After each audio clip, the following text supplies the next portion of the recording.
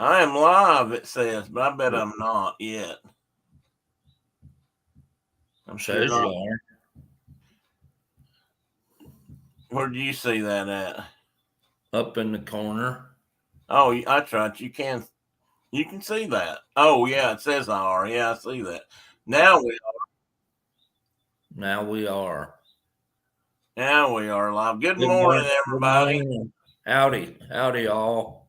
There's Carol. Good morning, Carol. Francisco. Brenda Sue is here. Mike DeBraw. Good morning, everyone. We have some good news on Diana's cat. Oh, that's good.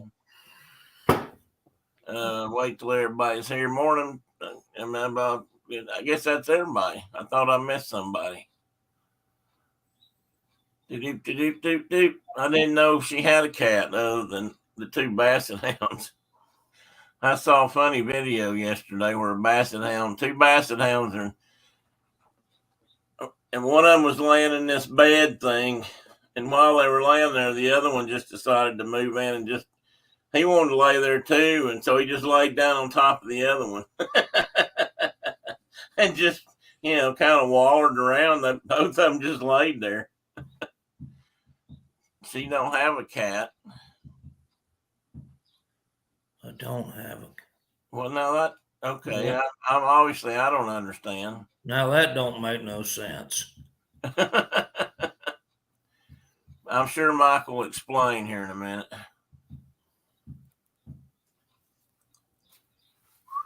I hope everybody's well. Hope everybody's got decent weather this morning. It looks like the sun's shining at your place. No. No?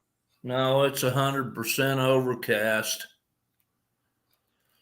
I suspect it's gonna rain for the days out. So Well, that's what it's supposed to do here all day, storm. It did last night. It just looks bright out there. I don't Yeah, know. it's the cloud cover, I guess. It's just because dining room's dark or whatever. I don't know.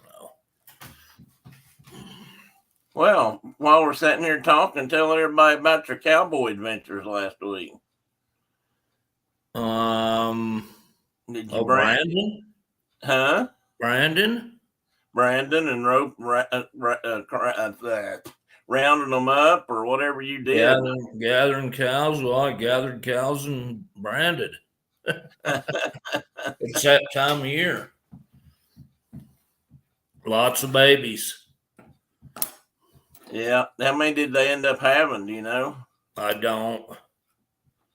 When you told me several hundred, I branded several hundred on Saturday. So when you said that, I thought, man, they must have a pretty good sized herd. Yeah, and winter losses were pretty high this year, which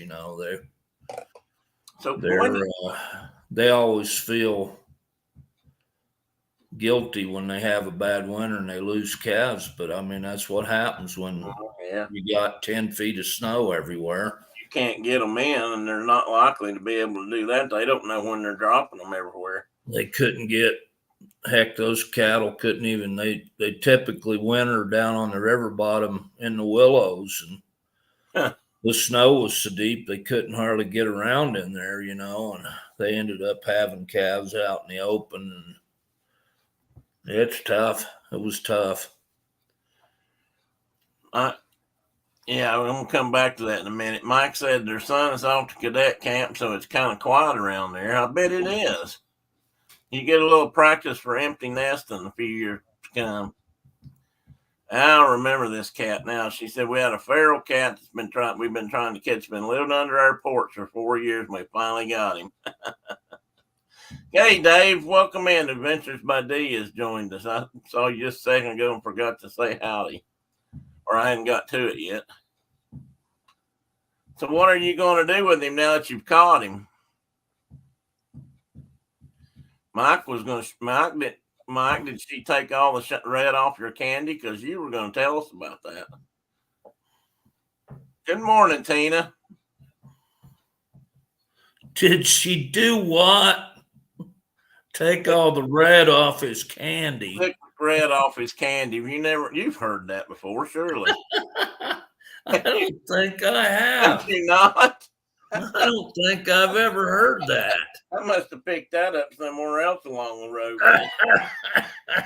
Somebody's not having a good day, or they're acting all snobby, or bitchy or something. You just ask them what happened. Who licked the red off your candy? Who licked the red off your candy? Left you just with the white stuff. Just the white stuff. Mike says we have them with a cat whisper. Oh, with a cat whisper right now. He's going to the vet to get looked at. Is he pretty wild? I mean, he's been under your porch. I'm guessing you or somebody's been feeding him some. For 4 years?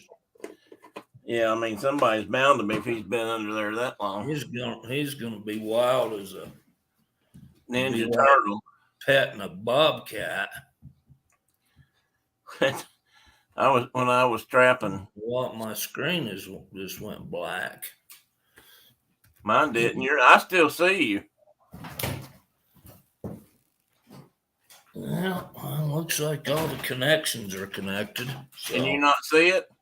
Yeah, I see it now, but it. Oh. I didn't see it flicker. Huh? I didn't see a flicker on this end. Yeah, mine. He's staying with a gal that does cat rescue and is going to the vet on Monday. She's going to try to rehabilitate him. Good luck for her. She might, but that's a tough chore usually. If they've been out that long. I had some. We had some. That's probably something I'll talk about later too. What are you laughing about? Cheerios. Well, that one I have heard. I just didn't choose to use that one at the moment. Mike, yeah, how'd you guys get him to come out?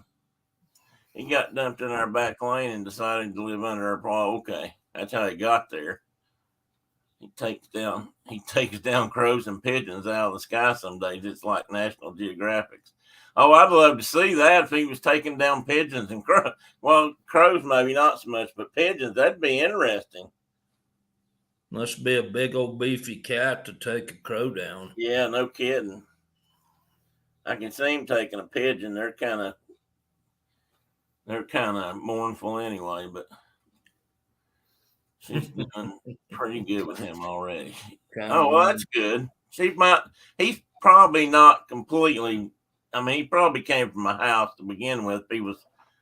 Was he an adult when they dumped him? Do you know? We could do a whole show on expressions like these. Yes, we could, Carol. I got one for you since the topic has been broached. I have one for you, Carol. Down here in this part of the world, we have a common expression that we refer to as cattywampus or catty cornered. Well, actually, it's two different things.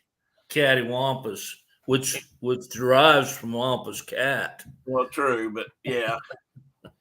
So catty cornered, means something at a diagonal as a rule. Now, what do you guys have a similar term in Michigan? Because I think you do. At least I've always heard that you do. Not that big, but very. Are you setting her up? Are you setting her up? I'm not setting her up. I'm just curious because I'm kitty corner. Yeah, that's what I thought. Yes. No, they don't have a kitty wampus, but they have kitty corner. Kitty corner. I've heard other folks from your state say kitty corner. I don't think I've ever heard anybody else say that.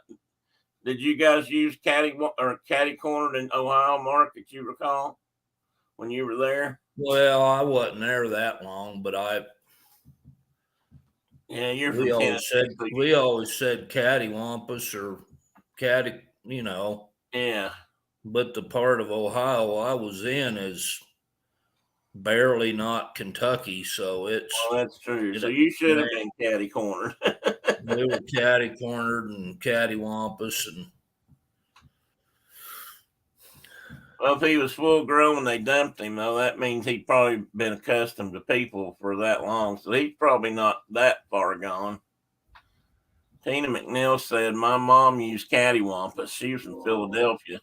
She used kitty corner too. Well, kitty corner must be more. I always thought it was a northern thing, but I wasn't sure what states. I mean, I just asked because when I was growing up, I heard somebody flung that on us one time when I was a younger. We all laughed and got just about cried because that was we thought, wow, that's kid's not very bright. Kitty corner. Who says kitty corner? Well, we did, or they did. Hey, Amy, welcome in. AJC Magic TV is in the room. Oh, she's in the car. Well, drive safely. And cattywampus was always used as it was crooked. Crooked, exactly. It wasn't normal. It had become crooked, or it was out of position, or whatever. That window's all cattywampus, or Yeah. Or we were working on getting somebody to help us move, but we got in an argument with my sister, and it got all the whole deal got cattywampus. Got cattywampus. Yeah, it took a turn unexpected. Yeah. An unexpected turn. Zippity doo, Doug. Welcome in, Doug. Carol, repeat your question. He said if I can find your question, I'll put it on the screen. Oh, I think you mean this one. Can nobody's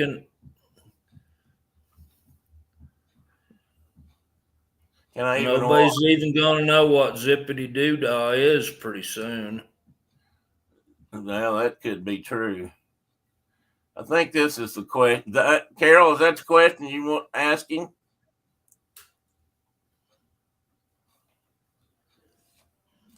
My mom used all kinds of strange terms. I thought she made up words, but I guess not. Well, where was she from? Was she always from that part of the world? I mean, that sounds like something you do down here. Brenda's all the time accusing me of that. I used to work with a guy, and I've told stories about him before, but he used to kind of tickle me because he'd get going on something and he'd start getting words scrambled up and saying them different and everybody. And people would look at me like, what's he saying? What did he say? Instead of frustrated, he'd say frustrated. He'd leave the R out. Well, I've heard lots of people say frustrated. Well, yeah, that's another FL.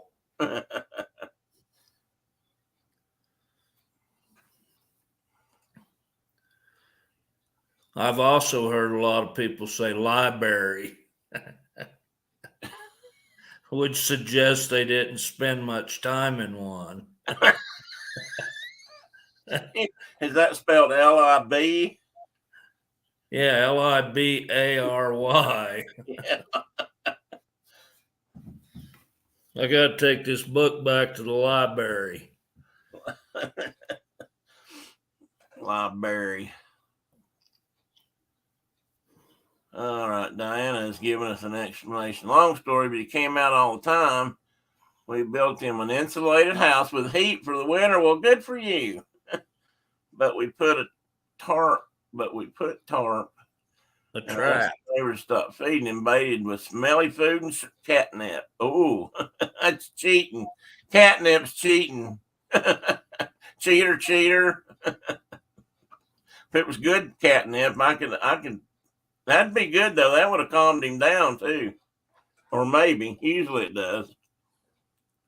And I've seen, and that depends. Probably due for a good worming after. Well, yeah, that too, probably. And eating wild birds. I've seen cats that would just get a hold of catnip and they would just go. I mean, you'd think they'd smoked a great old big giant bong of weed or something. They just start. They just couldn't get enough of it, Just and then other cats just look at it and just snip it and go on. Let's see who. Tony's not here today. Tony got a. Huh? I said we used it a bit when we were trapping bobcats and putting radio collars on and things. Sometimes that that was what tipped them over the edge, make them like come into a cage trap, you know.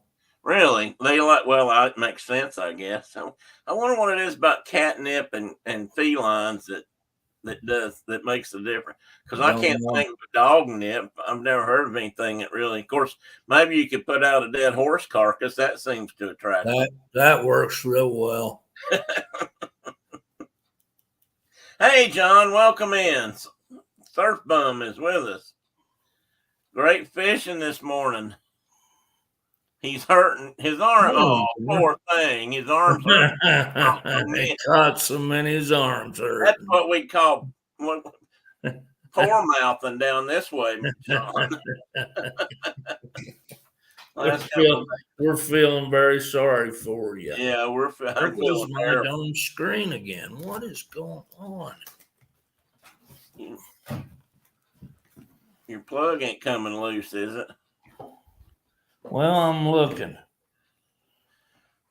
Mike says the last couple of days I've been chasing this cat around the neighborhood with my fish net. I look like an idiot. Oh, Diana, please tell me you got that on. You recorded that somewhere. Yes, Doug, that's what I was thinking. That needs to be on video. You could send that into Canada's funniest video if they have such a thing.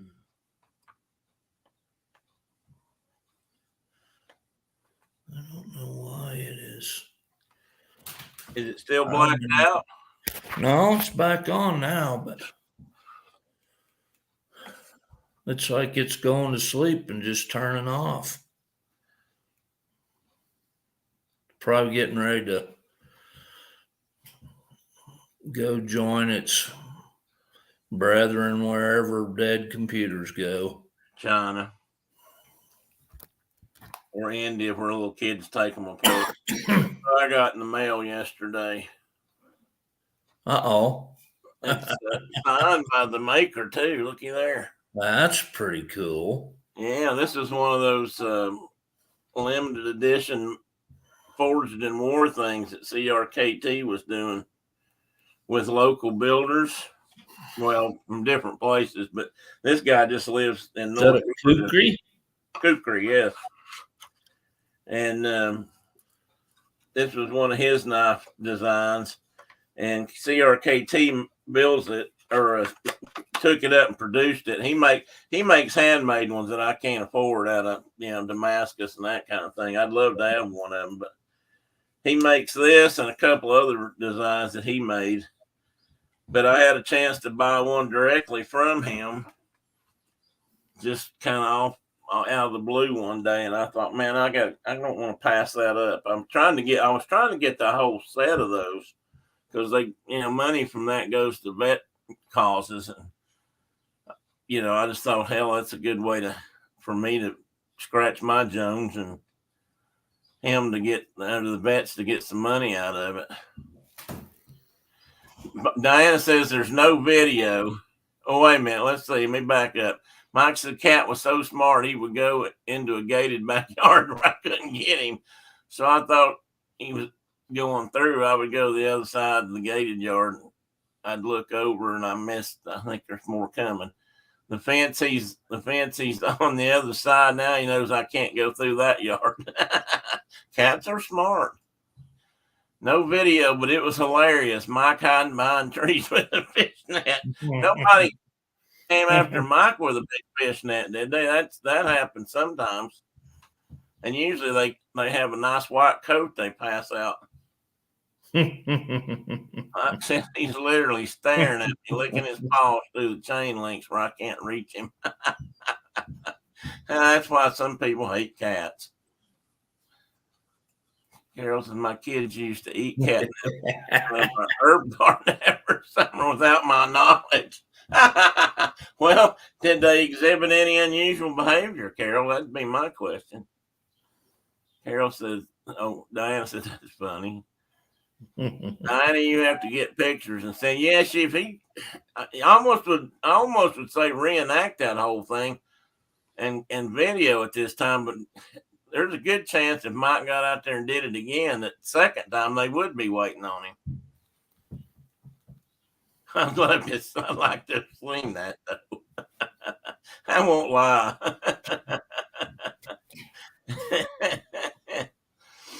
No, but eventually you got him. I'd like to, if you got him in that fish net, he'd probably ripped you apart. Just saying.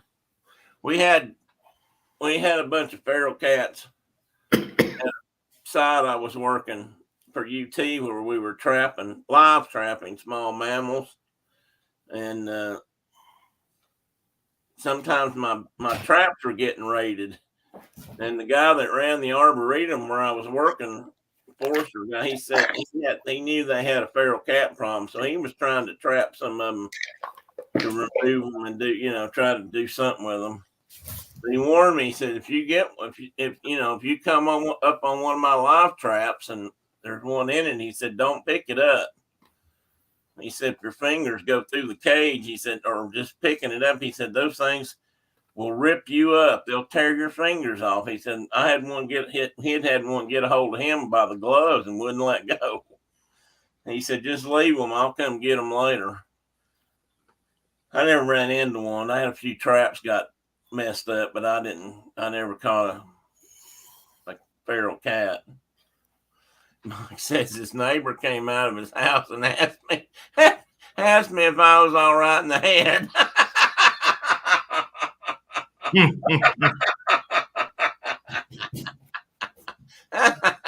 Oh, I hate Ian's not here. He'd enjoy this.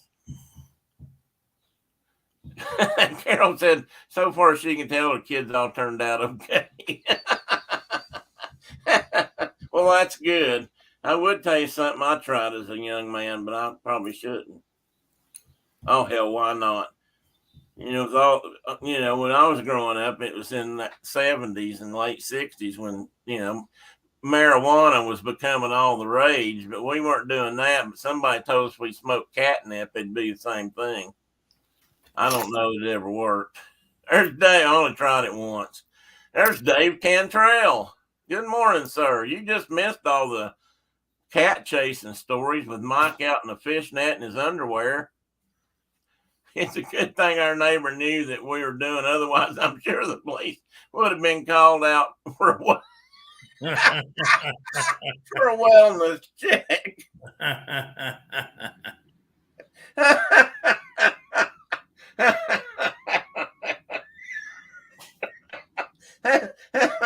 That's plumb funny.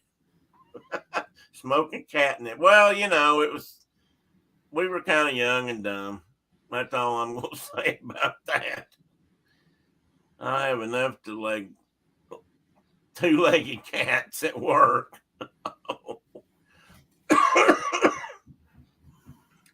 Now, Dave. Well, even my wife says that too many women in one place aren't good. They don't get along. That's true, but we could have read about that in the paper. I could see it now. Manitoba man or Winnipeg man picked up for chasing cats with a net. Or wherever you're at. Did Alexander get to witness all this? Was his decision to go away to camp this weekend related to witnessing that? That's a good question, Carol. He might have wanted to leave home for a little bit. Mike's face would have been priceless if the cops showed up for a wellness check. Again, next time, Diana, video. Oh, gosh, we missed that. That would have made a good show, Mike. We could have talked about that and laughed for days, probably. Everyone's so happy in the neighborhood that we got him finally. So I bet now they don't have to see you running around with the fishnet. What? Oh, me. That's kind of how Reggie was. Charlie, I think his name ended up being Reggie. That everybody in the neighborhood kind of took care of him until he got shot. Diana says our kids hides in the house a lot now. I know why. Well, I tell you what, if Andrew ever wants another male figure to talk to, just give him my number. I'll understand, and we don't have to talk about his dad. Mike says everybody was complaining about him taking big dumps inside their flower beds. And they know it was him.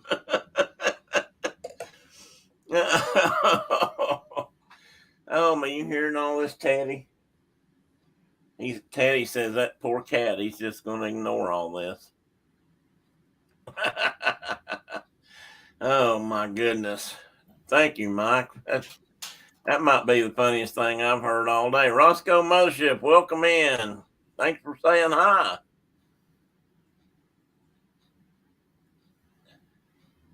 Yeah, the neighborhood lost a huge source of entertainment. It sure did, Tina.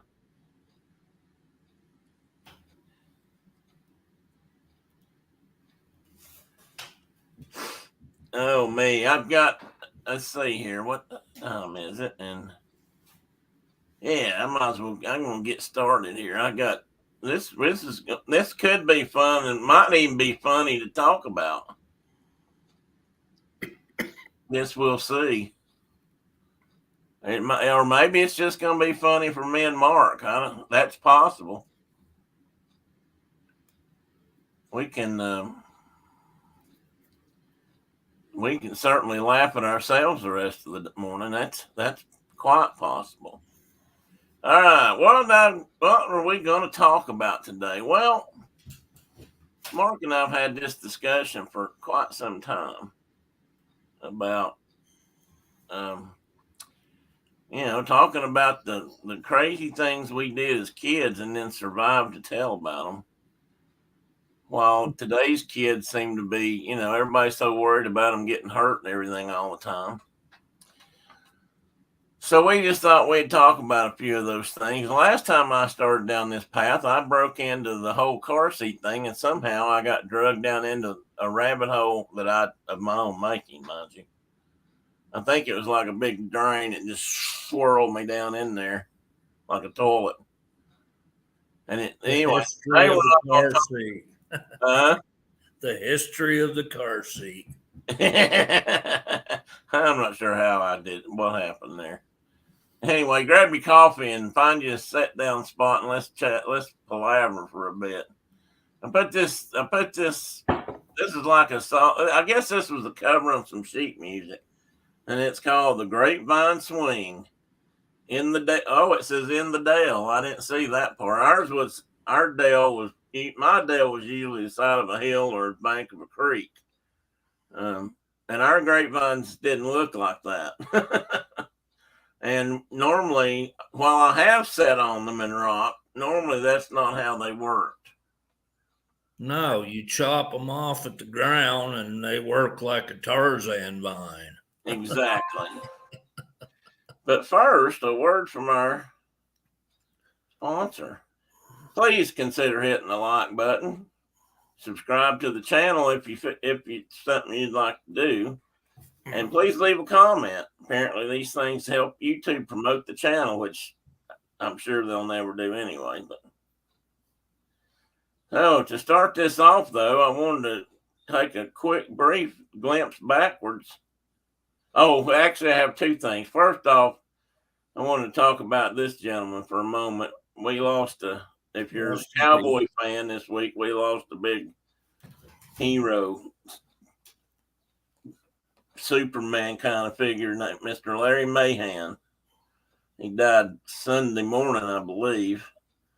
And when I was growing up watching rodeo, when it was on TV, which wasn't very often really, they usually did the national finals in December, so I always waited for that to at least whatever they would show. I ate that up as a kid.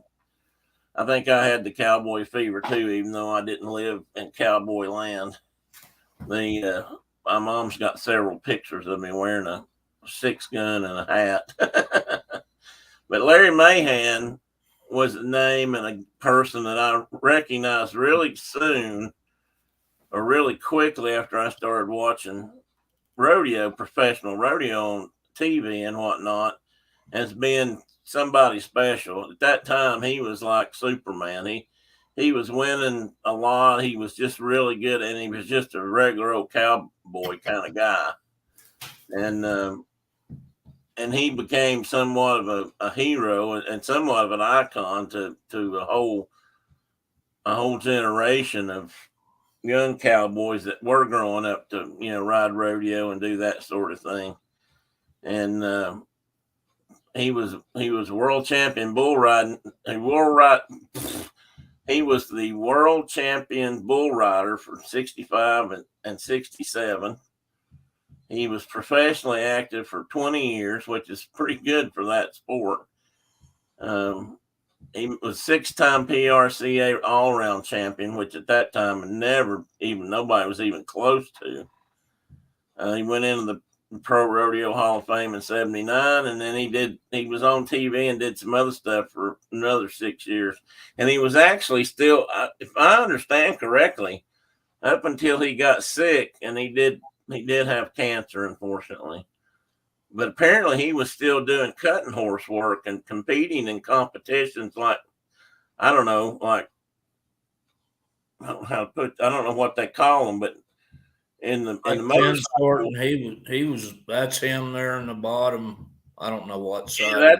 I tried to get a picture of everything that he was kind of famous for. I didn't find it good. He also did some roping, but he wasn't as good at roping. But he rode the 3 pictures on the top and the lower left are bull riding, saddle bronc riding, and bareback riding, which is for somebody to compete in all 3 of those events and and be able to win a title like all around cowboy. That's pretty amazing. Nobody does that today. Ty Murray's the only guy that. Yeah. I mean, there's been a few through the years, but not many. And to be a quote unquote roughie, to be on the rough stock end of the arena, because you do timed event roping stuff on one end and bucking stuff on the other end. And he was just a roughie, and man, was he good. Yeah, he was. And Ty Murray's the guy that broke his record, and he was kind of Ty Murray's hero and his mentor and good friend, and taught him a lot of stuff. And Ty looked up to him and he looked up at him as a target in a sense, because Mahan had set that world record at 6 world championships, or that record. And so that was a target for Ty to try to win, at least one more, which he did. And I missed all the questions over here. Don't blame me. I probably missed something there. We used a rope we swung out over the creek. Okay, well, we'll talk about that. And maybe Canadian cats are different. Okay, 6-time all-around champion. Yeah, it was impressive, John. Like I said, especially then. And then another thing he did was what we were talking about a minute ago, was riding cutting horses, which to me is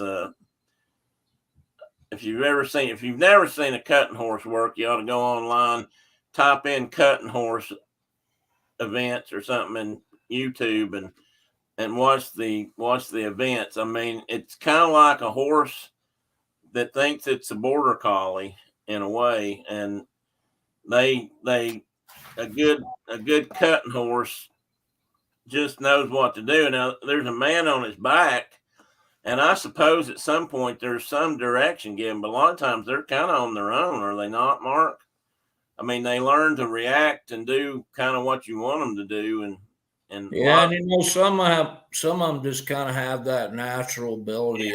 My little Morgan mare, she's a cutting fool, but I like to think I have something to say about it. But well, you do, but you know what I when mean. we're cutting like calves out of, when we're separating calves from the cows, it's good if your horse kind of knows what it's doing. Yeah, well, that's what I mean. I mean, you control a border collie too, but they also there's quick little movements that they do that you don't really. I mean, like you said, some of them are just born with that instinct. It seems like, and man, can they do their job? I mean, you focus them on a calf and you cut that calf out of a herd, and then the idea being that you would, that calf could get roped and brought in for medicinal help or to be branded or whatever. John's talking about the chuck wagon Yeah, races at Frontier Days. and when They are pretty Western. you worked in Cheyenne for those years, you got to go to Frontier Days some, didn't you, or at least go over there to the arena and stuff?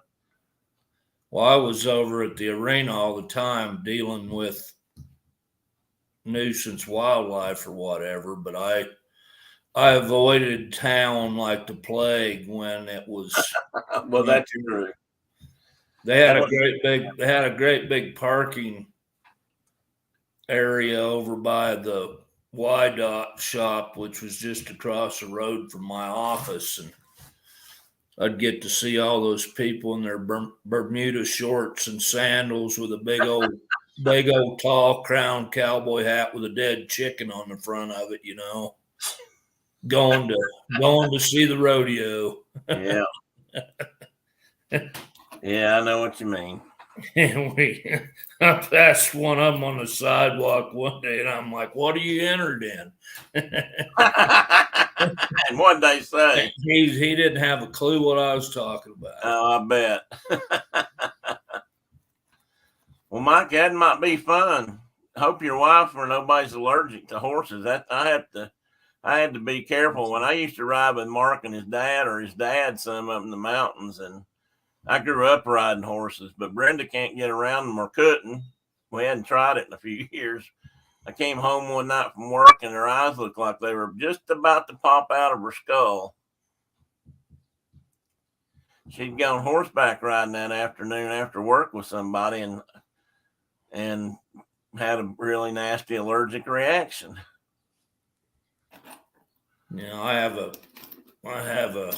grandniece that swells up like a balloon if she just thinks about them. Oh, really? Yeah, and she really would love to come out here and just ride, and unfortunately she can't. Maybe someday they can get her some shots for that. They haven't found anything that works yet, but John says he volunteered when he had time off from the base. And that's what a lot of the guys I worked with would do that, would go volunteer, and they just had kind of the run of the place and got to get behind the chutes and, good time. It's like growing up back here and maybe going to a racetrack or something and seeing a race event or maybe a football game for some people. But out west you can do that because you've got rodeos to go do it at. Let's see here. Carol said that Danny went exactly once. Horse and bad hips don't go together well. No. It was sweet of him to try it out for me, though. Well, that is nice of him.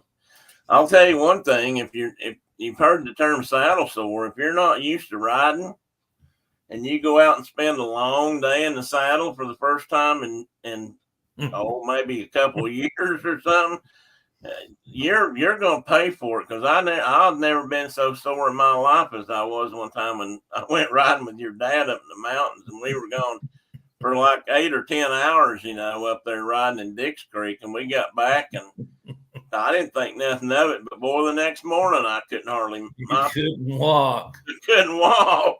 I know why cowboys are bow-legging. Which is what I'm like permanently injured that way. I walk like Chester or somebody like, Gabby Hayes or Well, that'd be cool. My parts, my back and things feels best when I'm horseback. Well, that's good. That helps. But then it's all the in between stuff that hurts. Doug says, I rode a horse once. And never been the same. Mike, if you ever need to catch a cat again, maybe you can order something from Acme.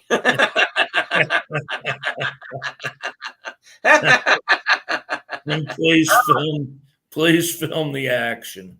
I'd almost haul a cat up there, not Teddy, but I'd almost take one up there just to turn it loose under their porch to watch from there on out. Well, hang on.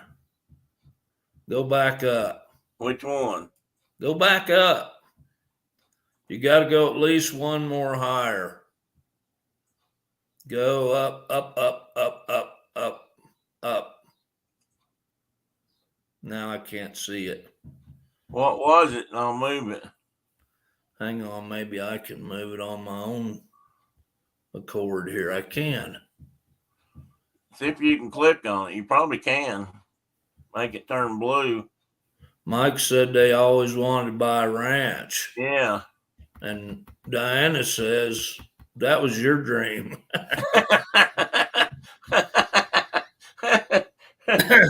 Who's we, white man? Yeah, okay, Diana, we get that. So you might stay in town, and he's going to. I can't even imagine not. Oh me. Well, anyway, Tim, did you get to ride a horse at Philmont? No, we didn't. We didn't get to, John. We were on a different itinerary. Some of the guys did. We got to use pack mules, which were actually almost as good. I didn't mind the walking near as bad if I didn't have to carry anything. So we were taught how to put pack saddles on, and then hang our gear in backpacks and things on the mules, and they hauled our stuff for, I believe, the next to the last day we were on the trail. So we didn't get to use them long. We sure would like to have had them for the whole time. Amy says she's rode a camel before. I would like to try that. I've not. I mean, it looks like a totally kind of different experience, but. Tina says, I have a friend that loves horseback riding. Every spring she goes through a period of agony. She says it's worth it. Well, yeah. I mean, if you really love horses and like to ride, I guess it would be. Riding a motorcycle is kind of like that. I mean, when I rode a motorcycle all the time, I got it. Well, for example, I bought a new saddle seat, and it was a lot firmer than the one I'd had before, which is a good thing. But the first few days I rode it, my backside was kind of sore just from that. But once you get used to that support, then it's a whole nother thing. But you also got to remember, on a saddle on a horse, there's nothing much there for. I mean, you just got the horse to do the shock absorbing. You're going to bounce and rub on that saddle all day long. Well, and you ain't supposed to sit down. You don't sit down anyway. If you ride, you don't. You're just occasionally in your seat. Most of the time, you're posting. Well, yeah, that's in true. Your stirrups if you're riding correctly. Yeah, Jennifer and Kelly did ride a camel once. That was at a zoo in Nashville, I think. Wasn't it, Brenda? Or was it somewhere else? Yeah, camels walk different than horses. Horses, they alternate their feet like a cat or a dog in that sense. But camels, both legs on one side move at the same time, so it makes them kind of walk cattywampus compared to a horse. There's a proper use of that term right here in today's conversation. Anyway, I wanted to say goodbye and so long to Larry Mahan. He was a good one, and he was a real. When I say real cowboy, I don't necessarily mean that as it sounds, but a lot of rodeo cowboys aren't technically cowboys in the sense that they don't work a ranch. They just ride or buck bulls and they really don't do all the other stuff. But I think Larry probably did a little bit of both. But he was quite that guy. So he'll be missed. I watched a special on him last night. Mark was telling me he got to watch it too, and I'll tell you what, it just about brought me to tears. Tim, don't you think she served her sentence? Give her back her wrench. I could try that. I might try that, Tina, in the last, little bit of the show, but I had to, it's a touchy subject. We went to Disney World one time, speaking of things that several people in here have done, and I took the girls horseback riding there.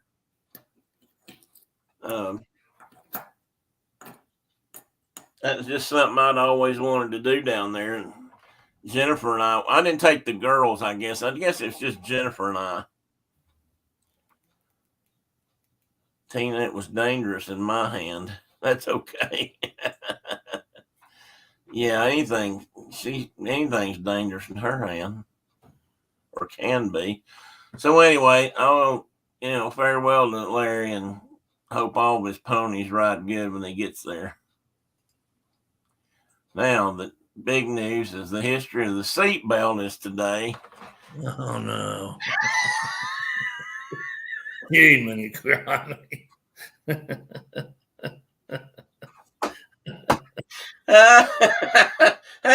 Mark said, "I'll quit." He said, "I won't be there." I'm not doing another one of these. I just put this in here for just purely to get your goat there a little bit.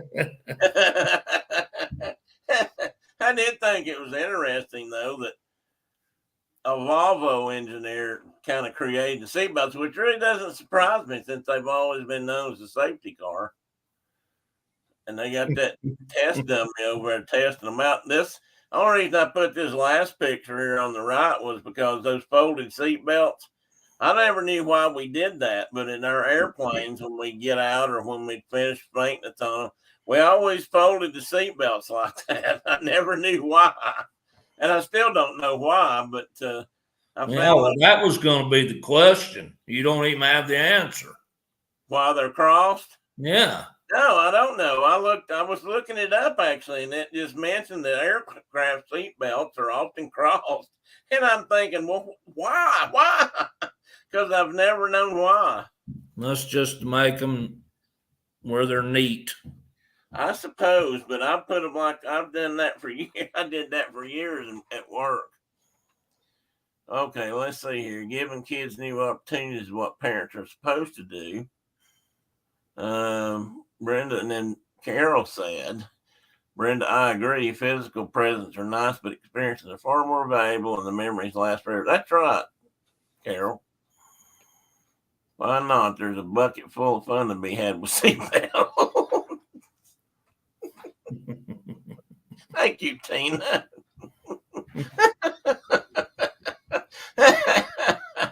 Oh, but Mark told me he was going to quit. He wasn't going to do seatbelts. So we're going to move on from that, okay? Neatness counts. I guess so, Tina. I just, I kind of wish somebody ever explained it to me. I'm sure there's a reason somewhere back there in the history. Okay, so what we're going to talk about today is some of the things we did growing up.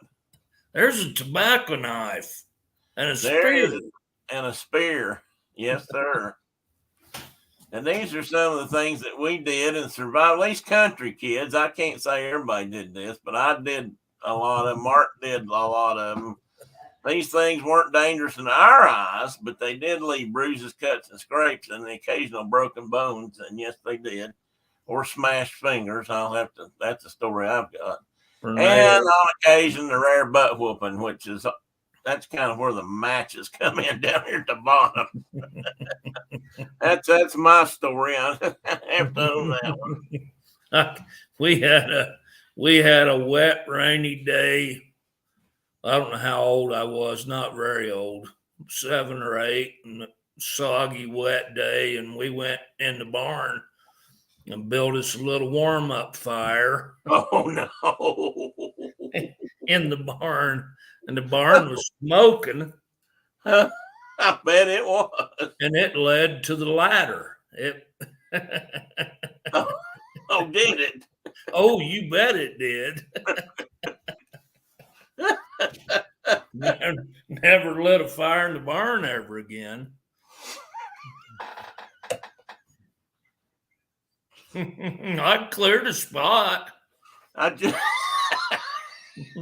It wasn't going nowhere.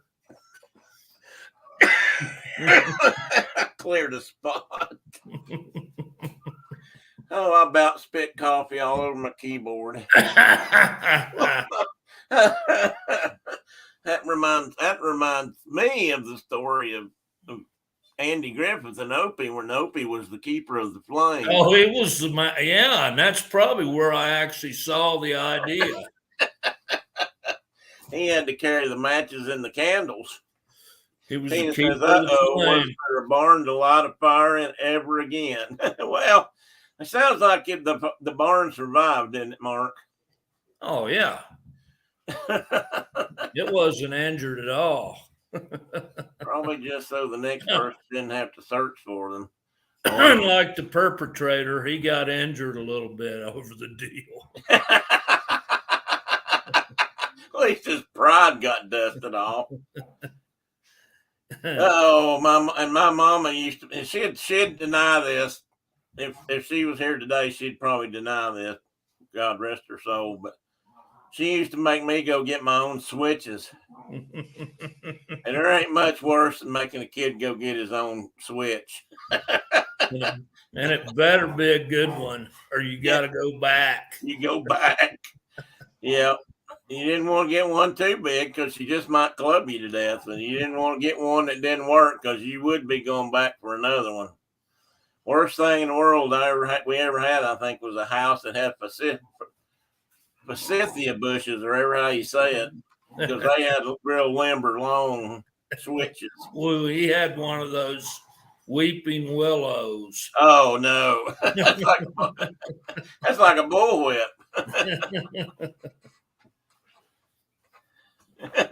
Yep, it had to be just right. Tina said, "Oh yeah, it did." And if it wasn't, you went back and got another one. That thought brings tears to my eyes to this day. Now, when my youngins were kids, and I took them to my mother's house, and she took care of them, I always asked her why they didn't get treated quite the same way. And she said, "Well, I never spanked you. I never whipped you a day in your life." I mean, she just lied. Oh, my goodness, did she lie? But bless her heart, she meant well. She wasn't going to whip them grandbabies, though. So when I was growing up, if I went to the right relative's house, it was the belt or the frying pan. Well, John said they didn't have any switches. Yeah. Well, the belt worked too. I have to admit, I've had that too. And, I never once thought I was being abused, but I sure didn't like being. I didn't enjoy the punishment, but I never thought I was being abused. Me neither. But I mean, we got. And I usually knew I deserved it when we needed it. Well, yeah, that's what I usually knew. I deserved it. But I can still remember hearing Dad's belt come out of the belt loops. And that loose end popping as it goes through each But I didn't need a whooping very often, and every one of them I ever got, I just darn sure deserved. So Yeah, I have to admit that too. I was the same way. Unlike somebody here, I never got a spanking in school, which was a common practice back then either. I'm not sure how. I got whooped several times. I'm not sure how I avoided that, but No, I'm not either. That's a miracle. We had a principal by the name of Bangert, appropriately so. anger. Bangert, and his office was on the third floor of our stone school building that looked like a prison. and you'd go up in the hall, and it was always a whole bunch of us boys getting in trouble, throwing rocks or something. And I got hit in the head with a rock one day on the playground and split my head open. And he took us all upstairs and gave us all a lick before he called my mother to come get me and take me to get stitches. Well, he probably knew it would help your head heal. If I was guessing. And he was a reach over and grab your ankles kind of a guy, you know. Oh, yeah, one of those guys. Yeah. Well, I had a few of those teachers in school. I just managed to avoid the corporal punishment. And Brenda also has a good point here. So that was another thing. Mamas back then didn't really swing for your behind. They usually swung for your naked legs. Because it was in the summertime, we were usually wearing short breeches, and that left bare skin exposed. And I'm here to tell you that the right switch on bare skin really does sting a bit. Well, my mama used to use we'd get those paddles with the rubber ball and the rubber band that you could you got them at the fair usually. You remember those? Which ones? I'll say that again. That paddle. Oh yeah, the paddle. Yeah.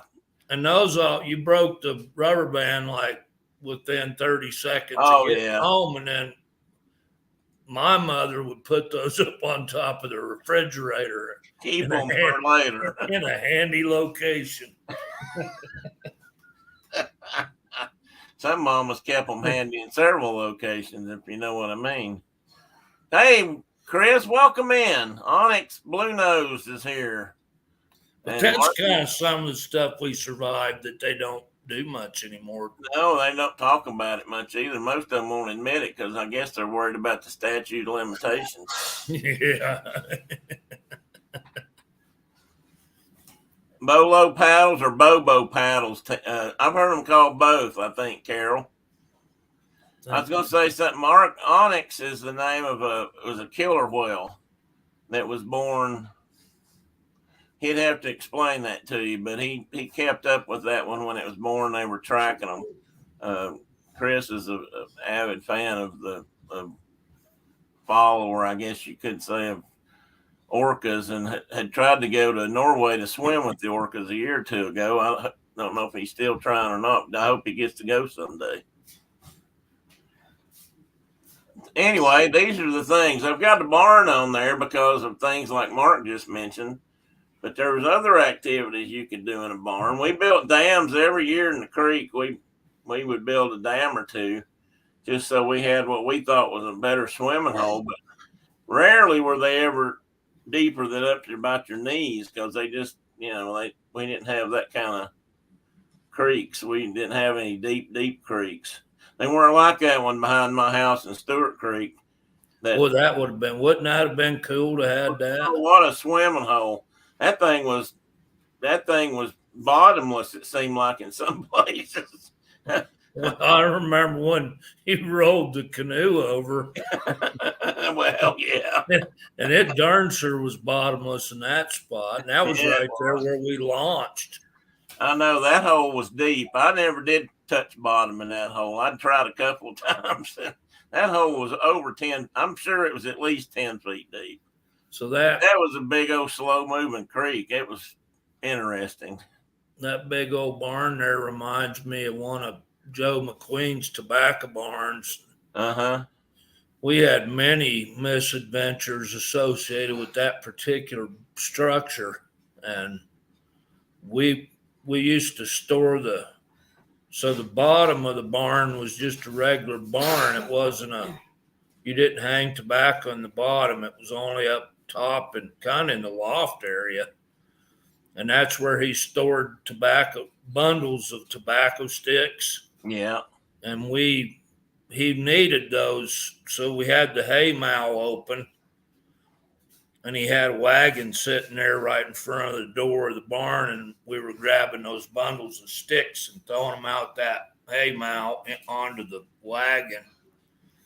And it was like 5,000 degrees up there, and I had on bib overalls and probably Converse tennis shoes. And I rolled over a bundle of those sticks, and there was like maybe a soccer ball sized little fine shredded up looking mouse nesty thing, which turned out to be a bumblebee nest. Oh. And they came roaring out of that and went right up my britches leg. Oh. And Joe was down there on the ground, slowing the sticks down when I was dropping them down. And I just come flying out that hay mow door. And I don't know when I stopped running, but they were eating me alive. Gosh, I bet they could do that too. That was one of at least two dangers of bees related incidents in the barn, which we'll talk about a little bit. It was those little ones too. It was those little half inchers, Yeah. So anyway, I just thought, damming the creek and exploring the barn and playing with matches and playing with sharp implements. And my whole point here is that oftentimes these things we got kind of in trouble for were things that, might have been let on by our adult people's trying to, get us to work and do things. So it wasn't all our fault. Well, it didn't help that they told stories about doing stuff like that. Well, yeah, that's true too. I've got to tell about that too. Sometimes we had to create our old swimming hole. So we weren't beavers. We couldn't make a good beaver dam. That's why I say these are nature's engineers, and they can build a proper dam. But this is more like what we did here. And this on the right side looks like place on the Nolechucky River, and these boys are they're all skinny dipping, which is, I thought I could put that in there. Carol, is that okay, Barb? You can't see nothing, but maybe bare behinds. I've often wondered if we would have gotten in trouble. I bet we couldn't have asked and got a permit to build dams in the creek. That'd be my guess. We had one spot in the creek below Grandma's that you could actually have it had a little bit of a hole in it. And it had a bank on one side that was several feet high. And we had a grapevine on that. And we could swing out over the water and drop in as long as that grapevine was good, we had it made. We didn't have ropes though, Tina. We had to use what we had. Here you go. Tina's got she's got a point right here. My dad had a hard time punishing us because of the stories he told. See, that's what I always used to say. One of the reasons I got in such big trouble for matches was all about my uncles. They told a big tale and many times told it, and then we got in trouble for trying it. Well, and it didn't help like me.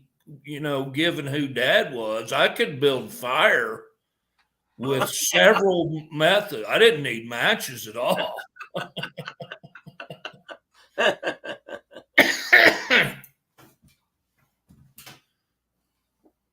Yep. At a pretty young age, I could build fire. I did learn one thing about that though when I got the matches story was I got in trouble that if you're going to get matches from somebody, borrow them, you need to make sure your story is covered, not make up one as you go, because when you tell somebody that your aunt needs matches because she's going to smoke, and she don't smoke, and everybody knows that. When you're going to family next door to borrow said matches, they understand that. Well, Aunt Stella don't smoke. Why did they say that? So they were waiting on us when we came back. Needless to say, I think my cousin Bruce and I both got whaled over that one. Pretty sure we did. Kay said, "Welcome in, Kay, by the way. Don't worry, you're not late. My dad never got to punish my brothers myself for skipping school. He had awesome stories about skipping school." See, they lead you on to that stuff just so they can teach you a lesson, I think. Well, my father and my uncle. Oh, yes. They had, we were given firearms at fairly young ages, and we're packing 22s around or whatever, and they were really safety conscious, and this is a tool, and it can destroy things, and you treat it correctly and whatever. And we used to sneak off in the woods and have BB gun battles, but if we'd been caught, we'd have been killed. Yeah. Oh, yeah. And then my two male cousins, and I were climbing the big maple tree in my grandmother's front yard when, heck, I was probably 18, 19 years old. And my uncle comes off the porch with a BB gun, and he just starts firing us up. We were clear up in the top of the tree, and he was shooting us in the backside. Looked like an old Daisy Red Ryder that, you'd had a hard time shooting a songbird with it. But he, and those two guys laughed and laughed and laughed. I'm like, you would have killed us if you caught us doing something like that. Exactly. You would have got whaled on again. I see. You learned from him, so you were even sneakier. That's a good point, Kay and Tina. That you had to be sneakier if you were going to do something they did, because they had another way about doing it. So anyway, when we would go grapevine swinging, look at that. Here we are picking out one. I mean, you got to pick out the right one, and you got to jump up high and hang on it and pull on it and see if it's going to come out of the tree. And sometimes it will come out part way and then stop, and then you're good. Like this young'un here on the right, which is not a great picture, but notice that there's no safety restraint attaching him to said grapevine. There's no landing airbags or trampolines or anything like that. It's just good old-fashioned fun where if you fall down, you're going to get hurt, and then you'll remember not to let go next time. I mean, that's what life's – that's how you learn lessons, right? By not learning not to let go of the grapevine. I mean – well, and we used to have places where the leaves were so deep, at the bottom of a holler, you could swing out over it and literally drop on purpose, like we were parachuting or something, Yeah. Oh, yeah. And somehow back then, a pile of leaves was plenty cushion. Yeah. We thought that was. Yeah, like you could land in one of them all day long. Yeah, it's like landing in a cloud. Chris said, have a good grip and pray your bottom doesn't hit the ground. That's exactly right. Children need to be allowed to do dangerous things safely. I agree, Tina. There you go. The other thing about when I was doing this as a yonker, two things that are wrong about these pictures that I can see. I can't tell by this one here. This ground looks a little bit flat. You needed to be on a hill so you could swing out over the hill. You got a lot more height when you're out on the lower side. You could run up and run out and just swing out over the you might get 10 or 12 feet off the ground when you jumped into the leaf pile, or when you were going to drop off into the creek in the swimming hole. So, those were all things you had to consider when you were out picking a grapevine. I mean, you didn't want to just pick any grapevine. But, these are good practices here, ways to do it. And that's the other thing. See, now this person is either one trying to swing on it the wrong way. Correct. Or he or she is pulling it down to see if it's going to, slip out of the tree. And that's important because some of them will just flat let go on you, and you're going to go right to the bottom of the head. Yeah, this is correctly prepared here. He's got it cut off. See this one over here? These two yonkers are swinging on. It's not cut. And maybe it's not high enough to make a proper Looks swing. like it's falling out of the tree. Yeah, kind of. So my cousin Tommy swung out on one of those like that one time, and at the bottom of the hill was a beaver pond. And he fell on I don't know, maybe a 6-inch tall chewed off beaver stob. Oh, no, that's not good. And we ended up packing him home, and he had to have skin graft and all kinds of. Oh, no. Oh yeah, it was an awful wound. Yeah, I'm thinking. I thought I was going to get to use my tourniquet skills on him on that one. Tourniquet skills.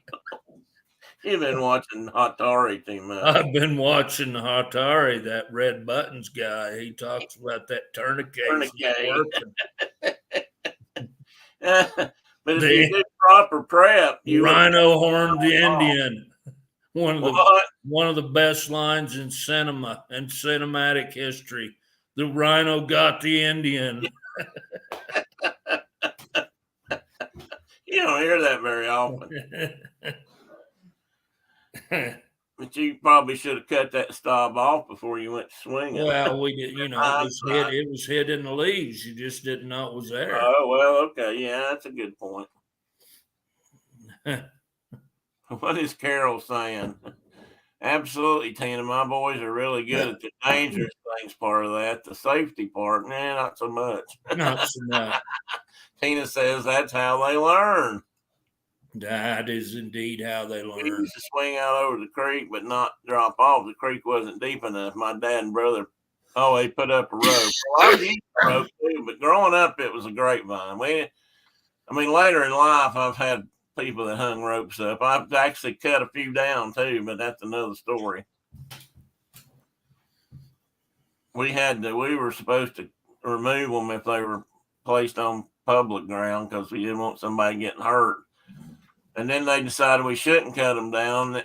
I don't know. It was all confusing. They're just gonna have to climb back up that tree and tie another one. Put another one in the tree. That's probably true. Which is the danger part of that one. So let's go on to one of my favorite sports as a young man, and that was what we call scaling the barn, which is what most people, I guess, today would call climbing. And I put several barns in here because there's different features here that make these good or bad. Climbing barns. We'll just use climbing. Like the one on the upper right. Now, that's a nice looking barn, but that makes it not really good for climbing. It's not got a good climbing surface. No good handholds and places to wedge your toes in. There's just not. I don't know what the inside looks like, but the outside is not. Tina says we didn't have grapevines. Closest thing we had were pricker bushes. Just no, not the same. No, that's not the same. But what we would do, my cousin and I, this could be a limited participation sport. I'm not sure how many people actually did this, but my cousin and I used to get on the barn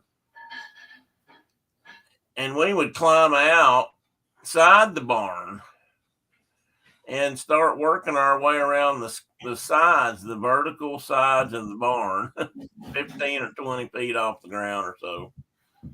And you had to, you could get sometimes along the top had handholds because it was vented, and sometimes you could get places like this where boards were missing.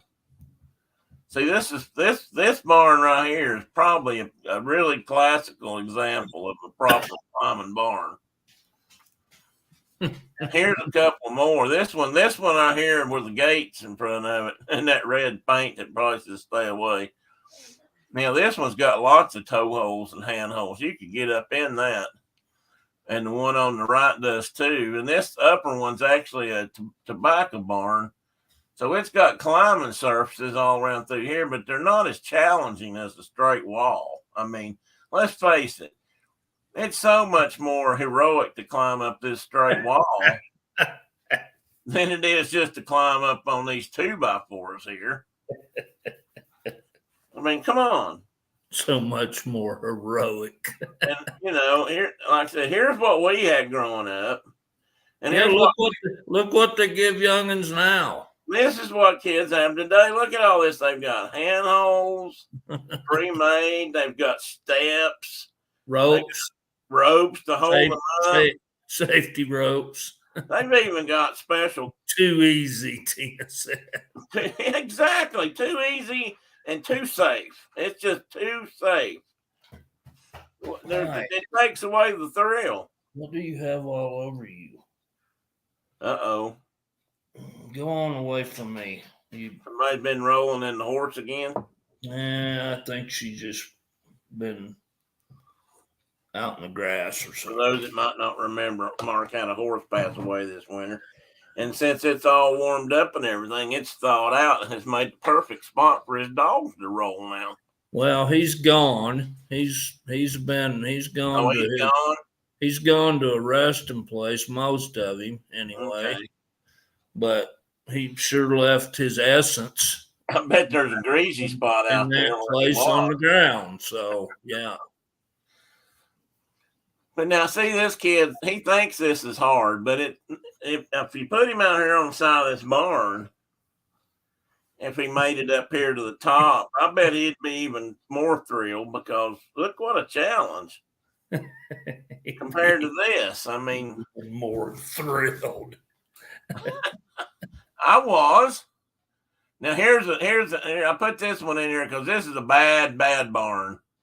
There's virtually no. This barn is so well maintained that they have completely taken out. It's probably what I'd call a Ralph Nader kind of barn. I mean, they've not left any handholds for anybody to climb in this one. It's pathetic. This is kind of this is a bit like the barn I used to climb in because down here's a wagon door where they could back, wagons or pull through with wagons. It might have been open on the other end too. And then of course this is where you do other serious work. But I know my granddad's barn had a place like this, and that's where he kept his manure spreader and his what else did he have in there? He had a couple different pieces of corn planter, I think, and a couple of other things in there that he could just back his tractor up. And on this side, he had a few stalls. He used to milk cows, so he had a run for his milk cows to come through. It was all hand. It was a hand dairy. It wasn't electric or anything. That's why he finally changed over to just beef cattle because you couldn't compete with them automated, dairy farms if you were milking by hand. That had a three-legged what they called a three-legged milking stool that they used to sit on, which I just thought was fascinating because it looked like a T. And of course, I had to ask, why do you call it three-legged? And they, it's your two legs and that one leg. That's how it works. And you sit on the top. But they milked, put it in big barrels, and hauled it down on the road, and the truck come by every day and picked it up. But anyway, that's a bad barn. No handholds on that barn. So if you're ever going to put a barn up or have a barn on your property, think about leaving space in there for kids to use to learn to do things like climbing. I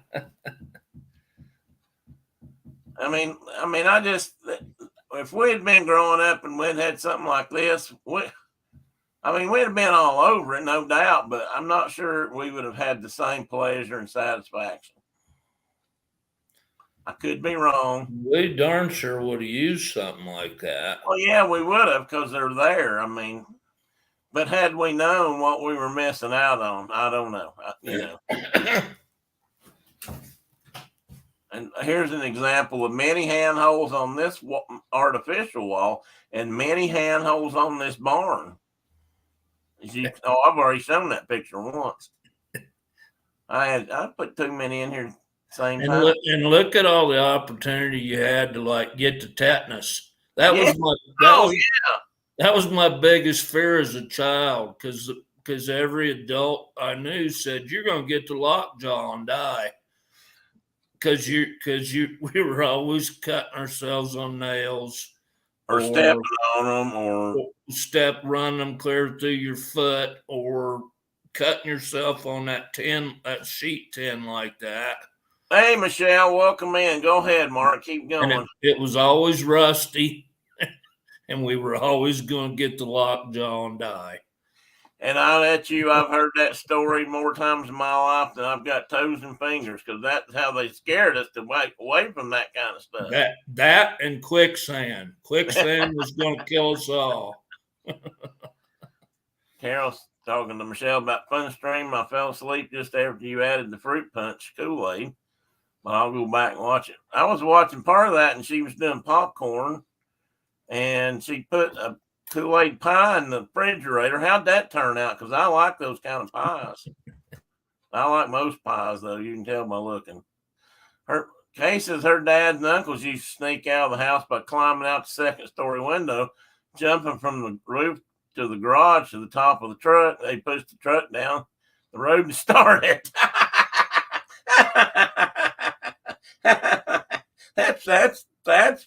That's using the old noggin there, Kay. I didn't ever have a car to start. We climbed out of windows a few times. Brenda said corn cribs in a smoker room with drying racks. Oh, that would work.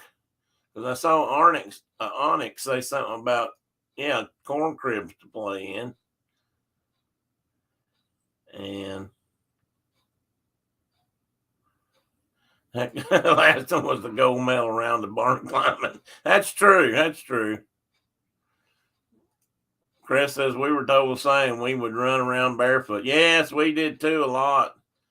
And, the stories were locked. The scary thing was, you're going to get lockjaw, which we could have, I suppose. And the other thing we got so many shots for it that. Well, that's true too. I don't know how I could have ever got any of that. Because like you said, we used to get tetanus shots. Anytime you cut yourself bad enough to go to a doctor, or anytime they took you to the doctor over something like that, the first thing they did was say, when did you have your last tetanus shot? Well, hell, we don't know. So they'd give you one, even if it'd just been a couple of weeks. Old Doc Lynch gave me a shot every time I saw her. It was either penicillin or whatever they give you for lockjaw or blood poison or whatever. See, and that's the other thing they used to tell me. They'd be talking and it'd be, so-and-so stepped on that nail. And boy, before he knew it, there was a big old red streak started up his leg. And by the time he got past his knee, they had to take his whole leg off. Blood poisoning. That's right. And, gangrene set in and the whole thing. I never did know. Nobody I know ever got lockjaw. I never did know anybody that did either. I've read about it, but no, me either. I think I met a horse once that got it. They can get it. Because horses are prone to it. But it was just like one of them, even. It wasn't. Yeah. No, Tina and I didn't know anybody that got sucked down into the quicksand either, but that was a regular common threat. Yeah, well, you didn't. Yeah, you had to be careful about quicksand. I like what Karki says. She says, our faces never froze and cross eyes like they told us they would. your face freezes like that? Your face is gonna freeze like that. He said, but oh wait a minute here. Brenda said she was called drop your door, drop your drawers, Lynch. Yes, she was. Brenda's dad liked to go to her because he believed if he had something wrong with him, he just Drop your drawers, Lynch. That's exact. That's right. Oh my word. And she was still my doctor clear till I left that country. Well, mine too, pretty much. Back when doctors made house calls, my uncle was using an umbrella to jump off the house. It didn't work, and he screamed. The doctor told my grandma he was fine since he hollered. He could still holler. He can scream that loud. He's okay. So you know my little 4'11" mother, sweet little Judy Zorns. Yeah. When she was a little girl, she talked a neighbor boy into jumping out of the barn with an umbrella. And Your mother did? My mother did, and she was like 5 years old, and he broke both his legs. Oh no.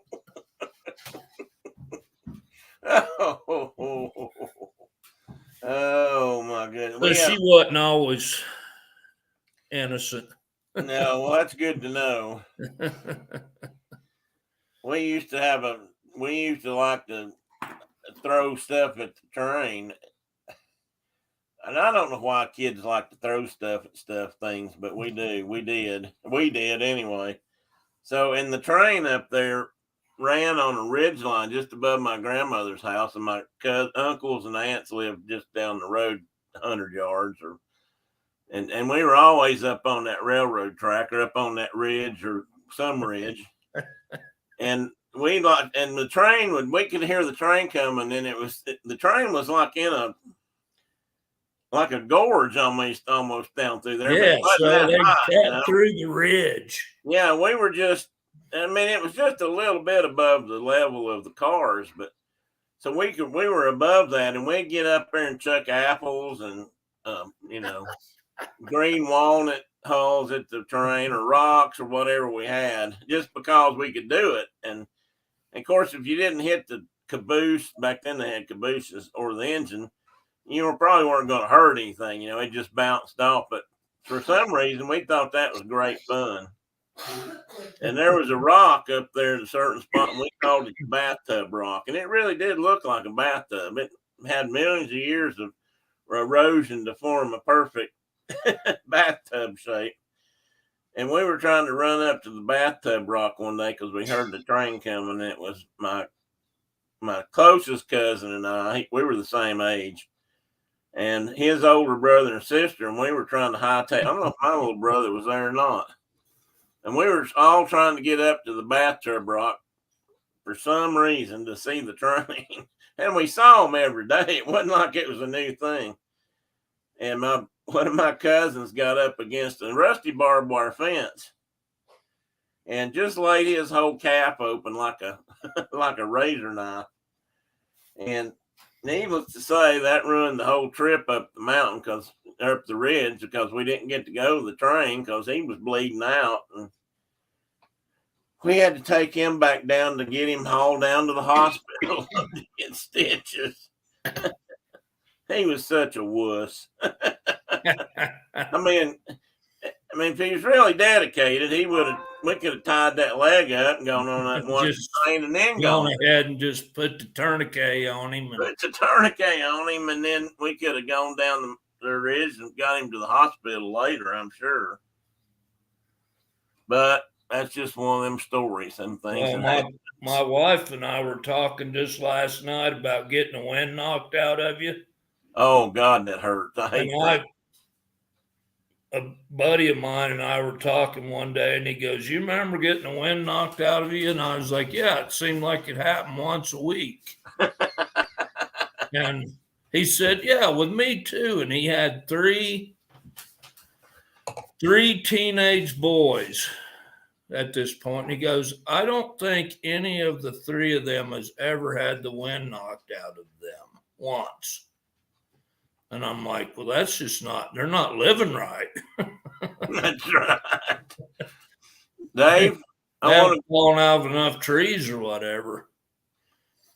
Dave, I don't know where you're getting your scrambled eggs and French fries. Maybe you're making them yourself, but I happen to agree.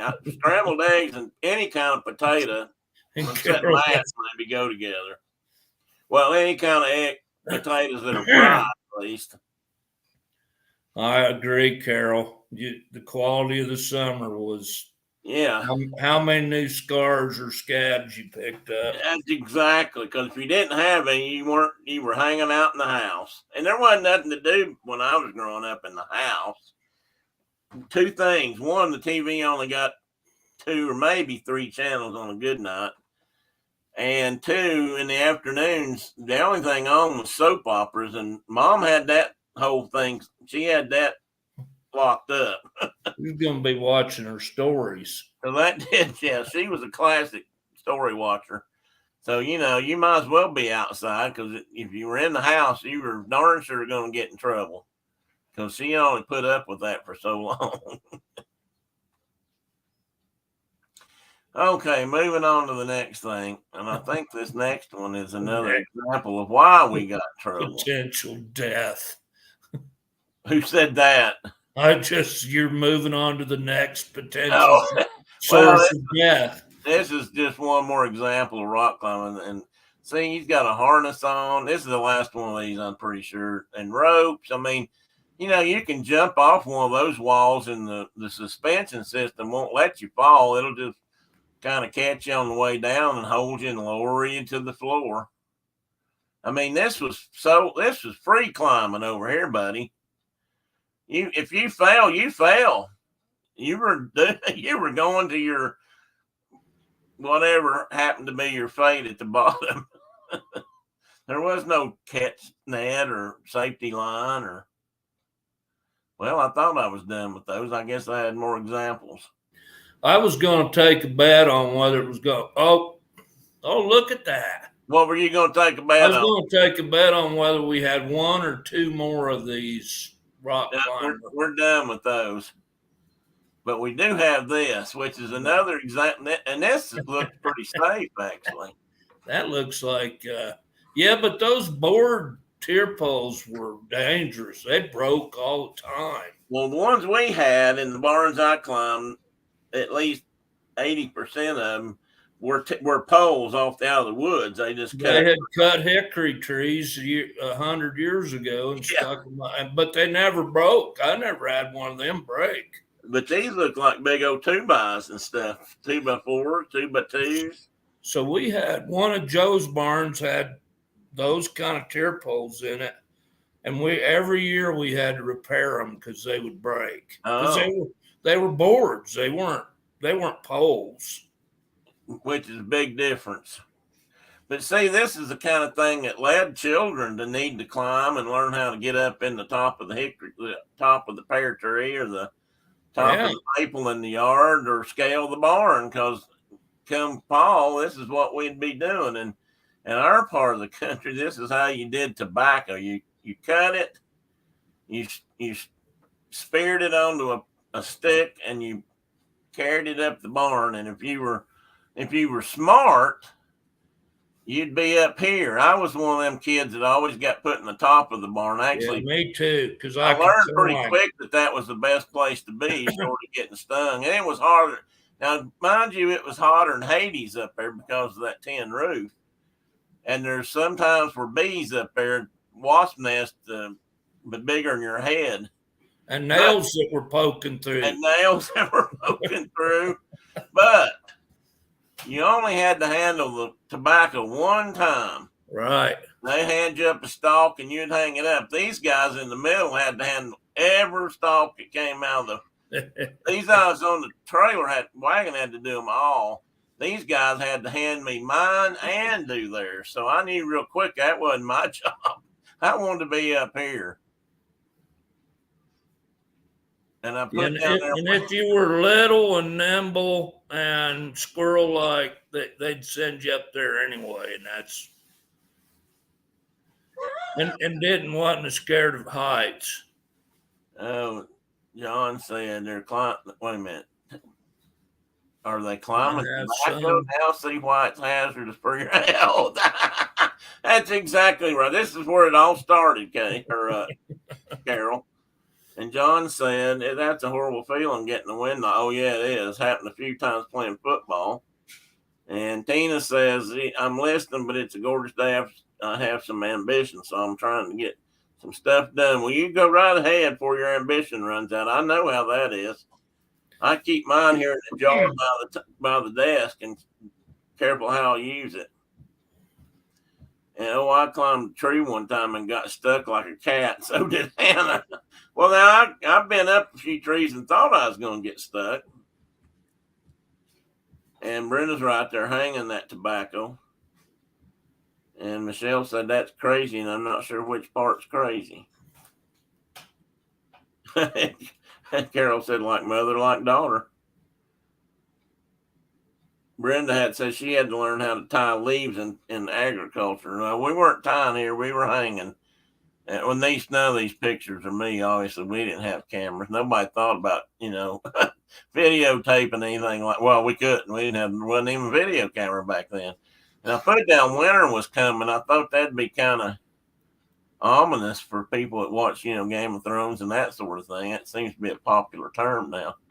But it was really tobacco season, and this wasn't winter. Like I said, it was usually cut tobacco in this part of the country right around Labor Day, September 1st, and that time frame. So it was usually It was pretty still hotter than the hinges of Hades. exactly. And up in that, like I said, up in the top of that barn, that was the two things that were wrong with being in the top of the barn were the bees and the heat. But once you got past that part, then you had the rest of it licked. But this wasn't.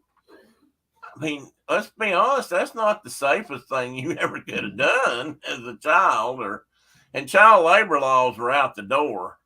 I mean, I was hanging tobacco. I'm quite sure when I wasn't much more than 11 or 12, at least, if not Yeah, before. and you And this, might make $2 or $3 a day doing it. oh yeah, if you were lucky. And this is what they look like. This one on the upper left's got some poles. That's kind of Yeah, what I so was using. that's the safe kind. Yeah. And this one just shows you what they look like when they're staked out. And I'm going to show you what that looks like in a minute. But this is what it all comes down to. So you got to climb, climb, climb, and stack, stack, stack until you get to the end of the barn, and then you got to climb back down or move over to the next row. That was shining times, brother, shining times. I loved it. And this is how it all worked. So see, right off the bat, There's got, there's the bumblebee piles right there. they got you playing with sharp implements. I mean, I'm going to tell you something. And this is exactly the kind of tobacco we call these a tobacco knife. And you swung it like a tomahawk. Swung it like a tomahawk, and they were sharp. And you wanted it to cut the tobacco the stalk, which could be about this big around at the base. Right. And you needed to cut it in one lick because if you had to cut it more than once, you're just wasting time. And you hand it to a guy. Usually, you handed it to a guy. We tried to do it teams and hand it back. Sometimes we did both jobs, but usually we hand it back. And the guy behind you would take the stalk and hold it and pull it down over. You put this sharp pointy thing here, which you can't see my finger, so I don't know why I'm doing that. Which is a cone. Which is a cone, and you put that down on top of one of these here sticks, I think these were usually oak, at least the ones I had remember, but they might not have been. But you'd put a cone, the spear as we called it, or a cone, down on top of this stake, and then you pull the tobacco stalk over this, and the stalk would split and go down over the stake, and you'd push it all the way down to the bottom, and you'd stack it up till it was full. I don't know, maybe 8 or 10 stalks of tobacco, maybe 6. It just depends on how big the tobacco was. And that's what this guy up here's doing. He's putting it on. It looks like he's doing both. And he looks like he's spearing some right there. And then you stacked it up in these little teepees like this. Then you let it dry a little bit for a day or two if the weather was going to hold for you. And then you took it to the barn. You came back out and you picked all these up.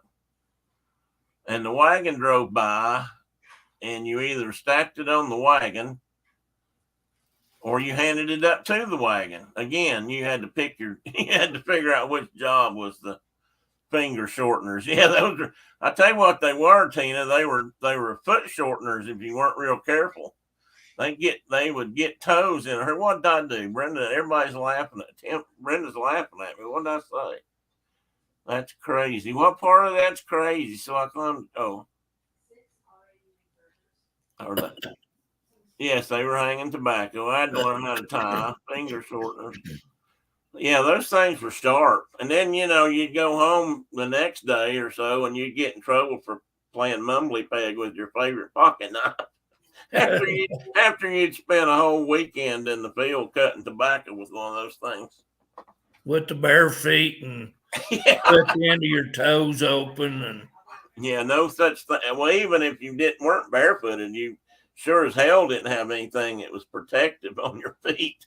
Tennis shoes or an old pair of work boots or shoes.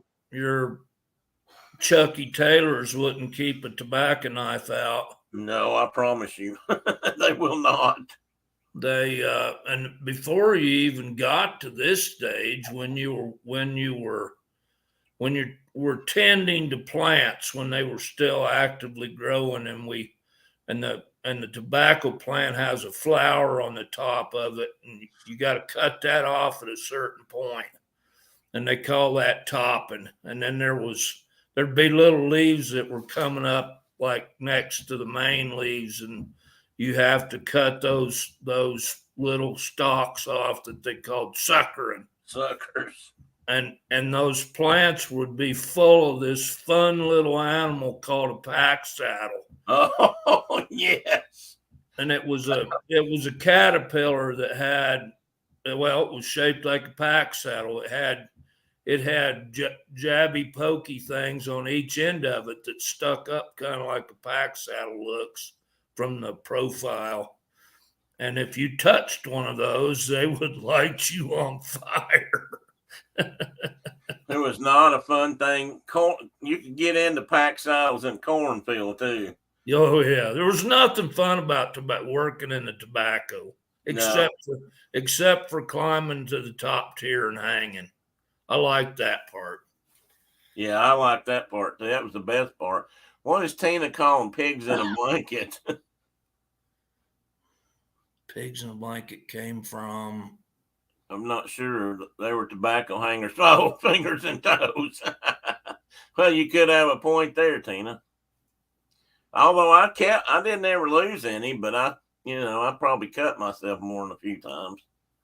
I cut all mine too, but I'm the only adult male in my family that does have all of them. Oh, see, that's saying something right there. Every single but one. We come from long lines of dangerous people. But like Mark said, you had to that was part of the job too. These bundles of sticks had to go out in the field. And what you did then was you drove the wagon out and you dump these off either at the ends of the rows or along the sides of the rows, and you'd unbundle them and lay them out in the row so that when you were cutting, this was a process. So as you were cutting down through there, the sticks were already laying on the ground. At least that's how we did it, usually. Probably not always, but that was the best way. Let's see what I got next. And the North Carolina people, they did it totally different from us. They do it in completely different. They pick the leaves, don't they? Yeah, they take the leaves off the stalk, and then they, I guess, tie the leaves up somehow and hang them on the sticks. They still do them on sticks, but they don't spear them like we did, and they hung them up on, and that's a different kind of tobacco. I think that's burley. I But don't know what. they probably don't, none of them grow it anymore. Not many. You don't see much around here. You see some, but not like you used to. I mean, around here it used to be everybody that had a plot of ground could get you could probably get an allotment to grow a certain amount of tobacco. Yeah. But nobody, you couldn't just go out there and plant as much as you wanted, or I guess you could, but you couldn't sell it. I don't know how they did that, but you might get an allotment for 3 acres of tobacco. Well, that'd be a hell of a lot of tobacco, but maybe a half an acre for a family, and they could grow that much. And at one time, that was a pretty good living. That was the cash crop, I think, when we were. Oh yeah, and I knew kids in school when I was going to high school. I knew kids there that had tobacco allotments themselves. Right. And of course, that meant that it's probably the families, but it was in their name so they could get more. And that might allow them to get 2 or 3 acres worth. And then, they'd go in and cut it. And sometimes they were out of school because of that. They get off for that very reason. And, or we'd go after school. I worked after school many times to put up hay or hang tobacco. Usually the hay part was right at the beginning of end of school year, and tobacco was right at the beginning of the school year. But I'm you're talking about suckering it and topping it. I hated that job. That was the nastiest job. Those things, tobacco has this thick, sticky, glue-like sap in it. And when you would break those suckers off, they were just like and they'd have drops of this stuff on the outside of the leaves. It was just like a sucker, literally, and they had this juice on them, which I guess some critters like. And you would break those things off and just throw them on the ground. But in that process, you'd get it all over you. You'd wear gloves so you didn't get it on your hands so much, but you'd still end up with it. I mean, they'd turn a pair of gloves black in no time. It's just like tar. I guess it's the same thing you get if you smoke it. So imagine what your lungs are like. But anyway, and you'd come out of there. I'd come out of there when my hair looked like it was in a punk rock thing, like they do today on purpose, but it wouldn't be on purpose. And it would take you you'd have to lather up and wash your hair and 2 or 3 times just to even begin to get all that stuff out of your hair. It was sticky, but it was quite fun. I mean, that's just what we did. And like Mark said, you'd earn a few dollars if you did this for a weekend. We thought we'd done something. Half the time we'd run down to the local Dairy Queen or something and buy up enough hamburgers to feed ourselves, because we'd be starving, of course, by the time we got done at the end of the day. And we'd eat up half the profits right there. So, but then again, back then you could buy a whole bag full of little McDonald's, or not McDonald's, little Dairy Queen hamburgers for a couple bucks. Oh, I hate to always say back then, but it was back then. But anyway, this is the kind of thing that led kids like me grow up to be, kind of dangerous, I suppose. Because things like wielding a tobacco knife were just normal. I mean, once you reached a certain age, if you had tobacco in your family, you were expected to either wield the knife or put the tobacco on the stakes and put it in the barn. But so you had to know how to be careful around something pointy. And believe me, this is pointy, sharp. And these things were honed up to like a razor's edge. Because like I said, you didn't want to hit that stalk but one time and hand it back. You didn't want to be wasting time chopping on it. And then fire. And like I said earlier, fire was the one thing that would get your backside tanned. Literally. And the story I've got, one of the stories I've got about that is my cousin and I went to borrow matches. There was these little, what we called a horse nettle growing up. And they were these little broadleaf, kind of a vine, and they'd have these little cherry tomato looking berries on them. Although I never saw them turn, they were always green, kind of striped and green. And my uncles always told us kids that you could light those things and they'd go off like a cherry bomb. Well, we knew what that meant. I mean, a cherry bomb would blow a Coke can out of the center of a wagon wheel 50 feet up into the air. I mean, or throw it in the creek and pick up the fish. I mean, that was a fun thing. A cherry bomb was a fun thing. So we wanted to find out if that was true. So we had to find some matches. So we gathered us up some of those berries out of because they were in the yard and in the pasture and everywhere. Did any of you ever chew tobacco? Maybe I missed it. Yes, we did. Mark still does, I think. And I did for at least 25 years. And a few times after I quit when I went back to college because I didn't want to carry a can around. But I chewed tobacco and can't. I never dipped. Now I never dipped Copenhagen or Skull or that stuff. I chewed Red Man Pouch or occasionally a plug tobacco and that. How'd you learn that, Tim? How'd I learn which part? The part about the matches? Well, we went next door to our Aunt Maud's house and told her, it seems like there was somebody else that was there, maybe taking care of Aunt Maud. Anyway, we told them that my Aunt Stella needed some matches because she needed to smoke and she didn't have anything to light her cigarettes with. So, she needed some matches. So she gave us a book of matches. And off to the woods we went with our little berries and our matches. And we sat up there in the woods and tried to light those green stems on those berries to see if they'd go bang.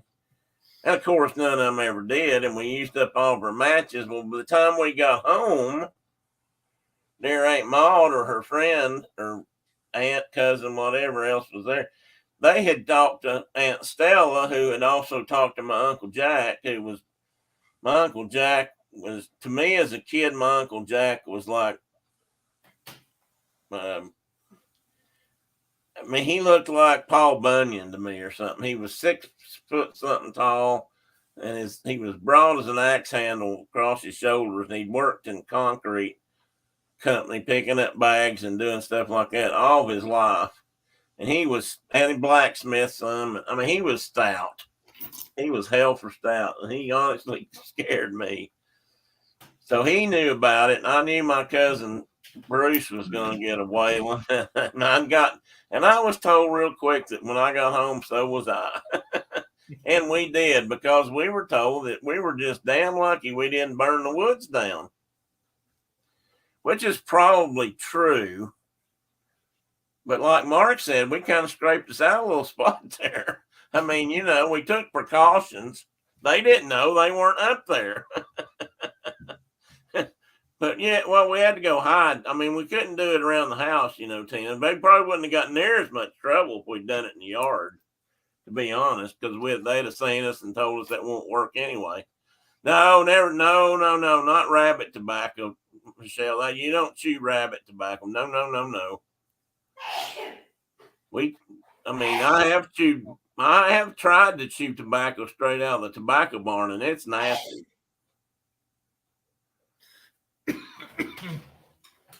I started chewing tobacco when I was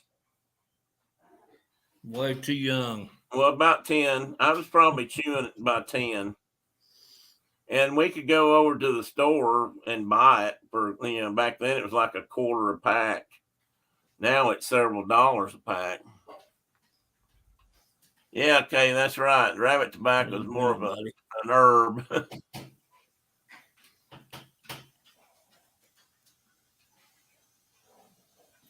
Hello, I'm trying to Gigi. catch up here.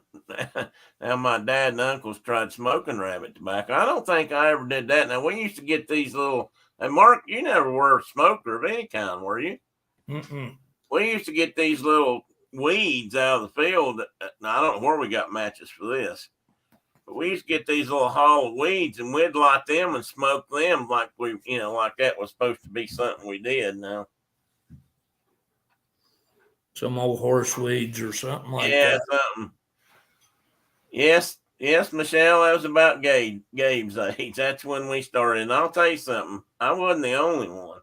I mean, that wasn't that unusual for a youngin' to be chewing tobacco. Now here was kind of the trade-off. You hid and snuck around doing it for years, even though I'm sure your mom probably knew it because you had the tobacco stuck in your pocket somewhere and she probably could smell it. But They gone. a lot of times they would rather you chewed than smoked, so it was kind of a trade-off.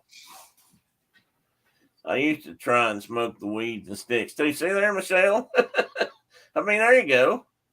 And you learned they're not very good, didn't you? So you didn't keep doing it. But chewing tobacco was just pretty common. I mean, I had an uncle, like God rest his soul, he was a great uncle, I guess. He was my granddad. I think he was my granddad's brother, unless he was his cousin. But anyway, he was some kind of uncle. And he chewed, I guess, all his life. And of course, didn't take very good care of his teeth or anything, so he didn't have many teeth left. And he had a spit can that he hung by a string around his neck. And he always, if he was in the house, he had his spit can. Well, see, Michelle, now I smoke cigarettes too. Now here's one that'll knock your socks off.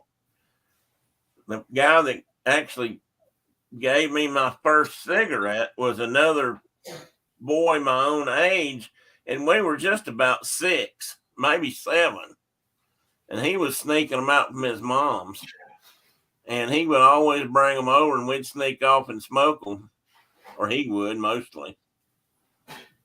And he never did quit. He smoked right up probably till the day he died. By the time we got out of high school, we went through all 12 grades together. By the time he got out of high school, he was, I would say, stunted growth wise because he had a dad that was pretty big. But he was absolutely white haired as he could be. Had more white hair than I do on my beard right now, and he was only 18. I had to believe that was part of it. Yeah, spit cans are nasty, but that's just what you do. My friend, Well, heck, I think probably 70% of the boys at school chewed tobacco. oh, I'd say so. Yeah. Bunches of them smoked, and Well, we had. Did you and guys? there was more than a few girls that chewed tobacco. Well, yeah.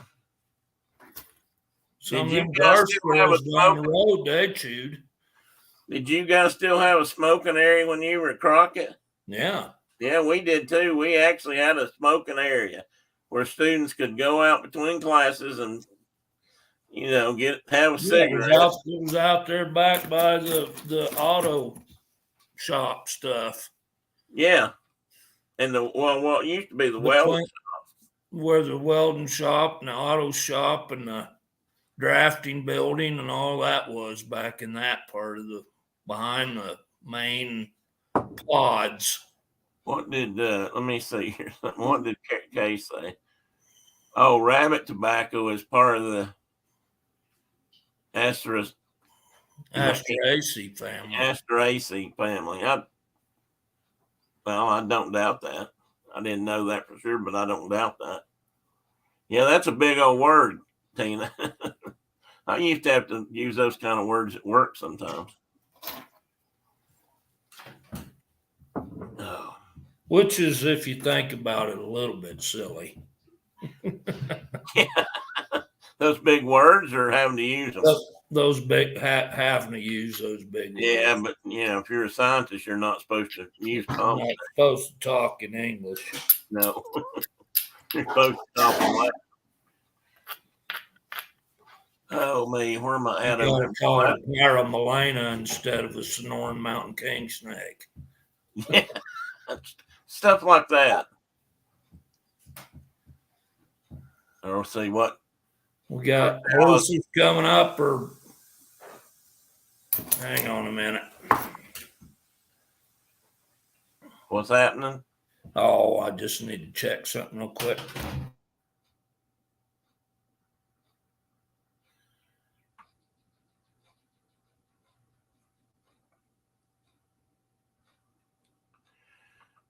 So when did Michelle? When did your hair go? I mean, I don't know. Is your hair completely white or gray now? I don't. I don't know if you colored or how you do it, but I mean, I've seen women do that too. But you said it started when you were 18. I've seen a few people with that, but Joel did. Brenda can confirm that. We all went to school together, and when we graduated, he was just snow white. He had all his hair at that time.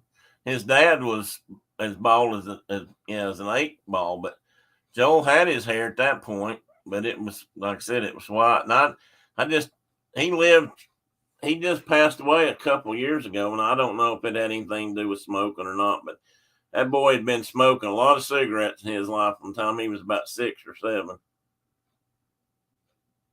Silver white. That's okay.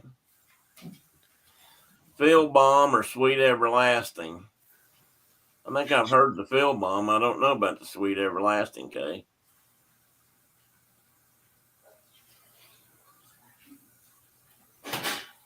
But anyway, that's just some of the things we did as Yonkers that makes you wonder sometimes how we ever made it. That's just some of the things. I mean, if you want to be honest, bicycles, single seat bicycles with 3 or 4 kids on them racing down a gravel road hill about 50 miles an hour because it's all downhill and you can't stop, and the gravels are just the worst thing in the world to ride a bicycle in anyway.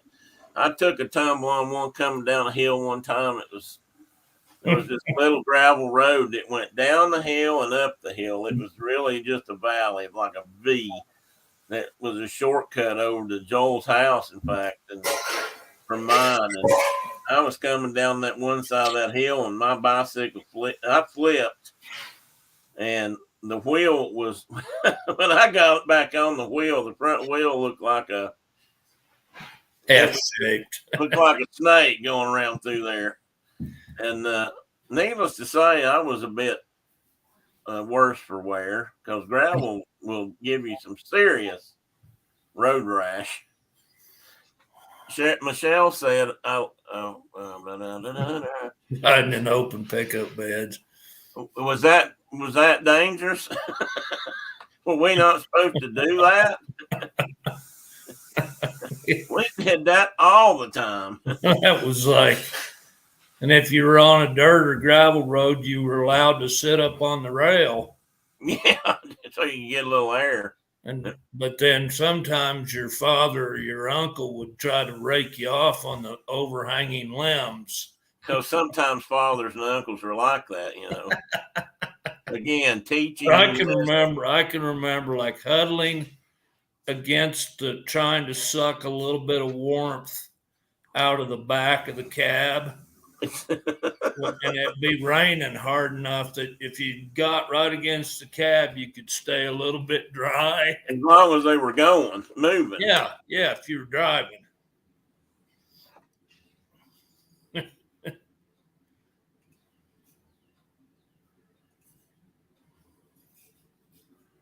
Oh, she's talking about coloring her hair. Yeah, back of the pickup, we did that a lot. I mean, that was so commonplace. I don't know that we ever even thought about it. In fact, the guy with the pickup truck usually got to haul extra kids to an event because he could throw some in the back, and some could sit up front and some could sit in the back. And that depended on how many could sit in the front. Usually depended on if he had a a stick shift on the column or a stick shift in the floor. Because back then, trucks Yeah, you didn't could come with shove 4 or automatic. 5 people in there if it was on the column. Oh yeah, you could always put at least 4, the driver and 3 kids. Many scout trips I've been on wedged in the middle. I can remember we caught a crow one time in the woods. Joe McQueen, Troy Purcell, we were cutting wood or something, and we caught this crow, a chick, Oh, and Troy had it in his lap.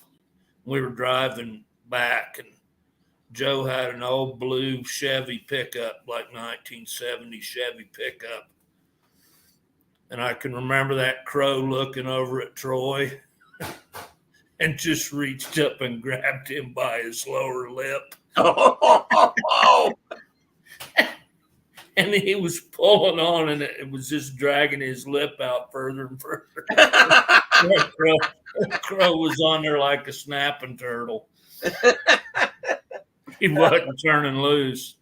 He won't let go till it thunders, Troy. One time we sat in the back with a fire extinguisher and sprayed the cars behind us. I'll bet they really appreciated that machine.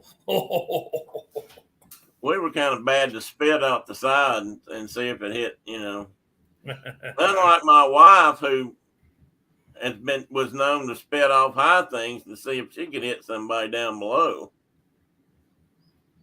I won't tell you the last time she did that with the kids. She had the girls in tow. That talk about a bad lesson. I can remember standing on stuff when I was a kid and spitting, and you'd say, see who can spit before it starts. It usually break up, in the air. And if you hadn't spit, or maybe you wouldn't know that. But now, if you were chewing tobacco, it clung together a whole lot longer.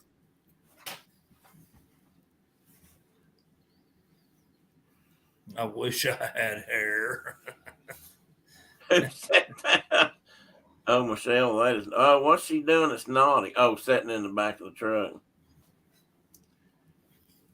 Oh, Doug says he wished he had hair. Oh, leaving the skillets for you. Well, Doug, you got to embrace it.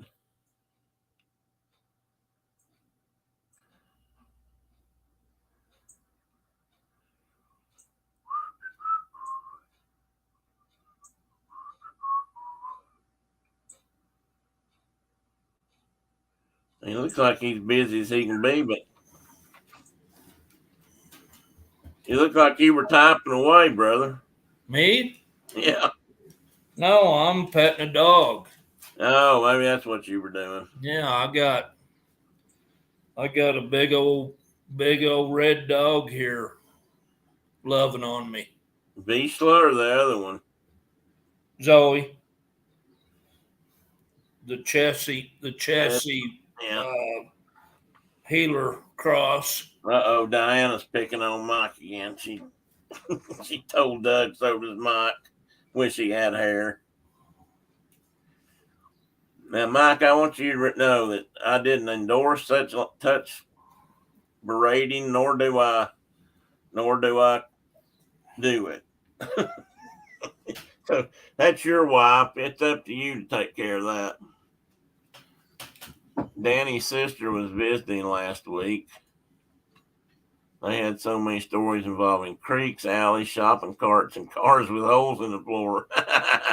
I'd like to hear some of those. I can remember having cars with holes in the floor. Brenda, my Triumph had holes in the floor, according to Brenda. It did. We used to take pop cans and flatten them out and put them in cover up the holes in Little Red's floorboard.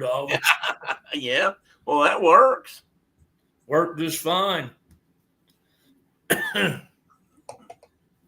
Carol said, Doug, I've seen Garrett give you hair in photos. Oh, I've never seen Doug in photo. What was that dancing world? What? Was that Dancing World? Dancing World. I bet that's not right. She's sitting up there talking into her phone. I bet that came out wrong.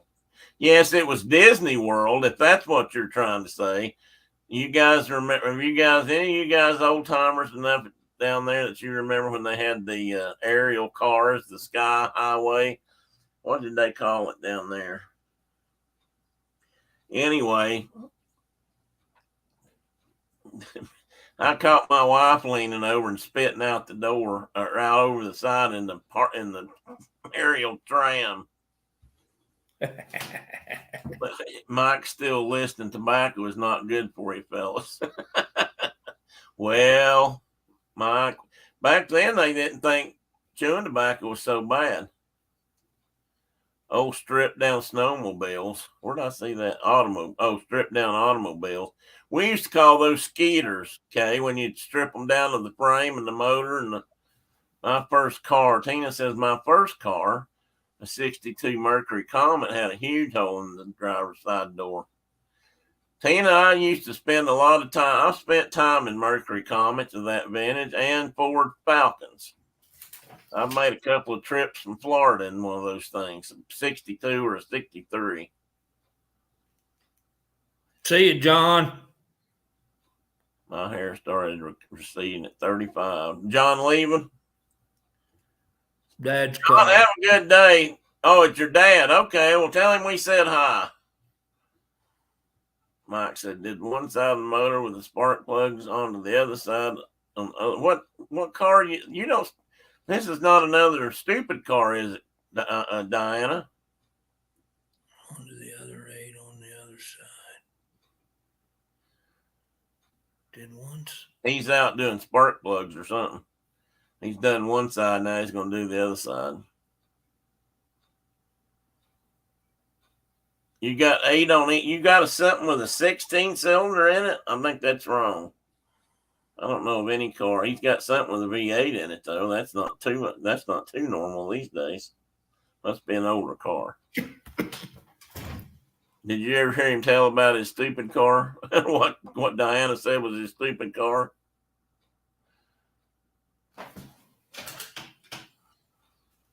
You talking to me? I was just, yeah, sort of. Are you talking to me? Yeah, I've heard about his stupid truck too. Carol says, yes, I went on the Skyway in 1973. Well, do you know what, Carol? I might have seen you there in 73. Oh, it's not a stupid car. Okay, good. 300 300 gas guzzler.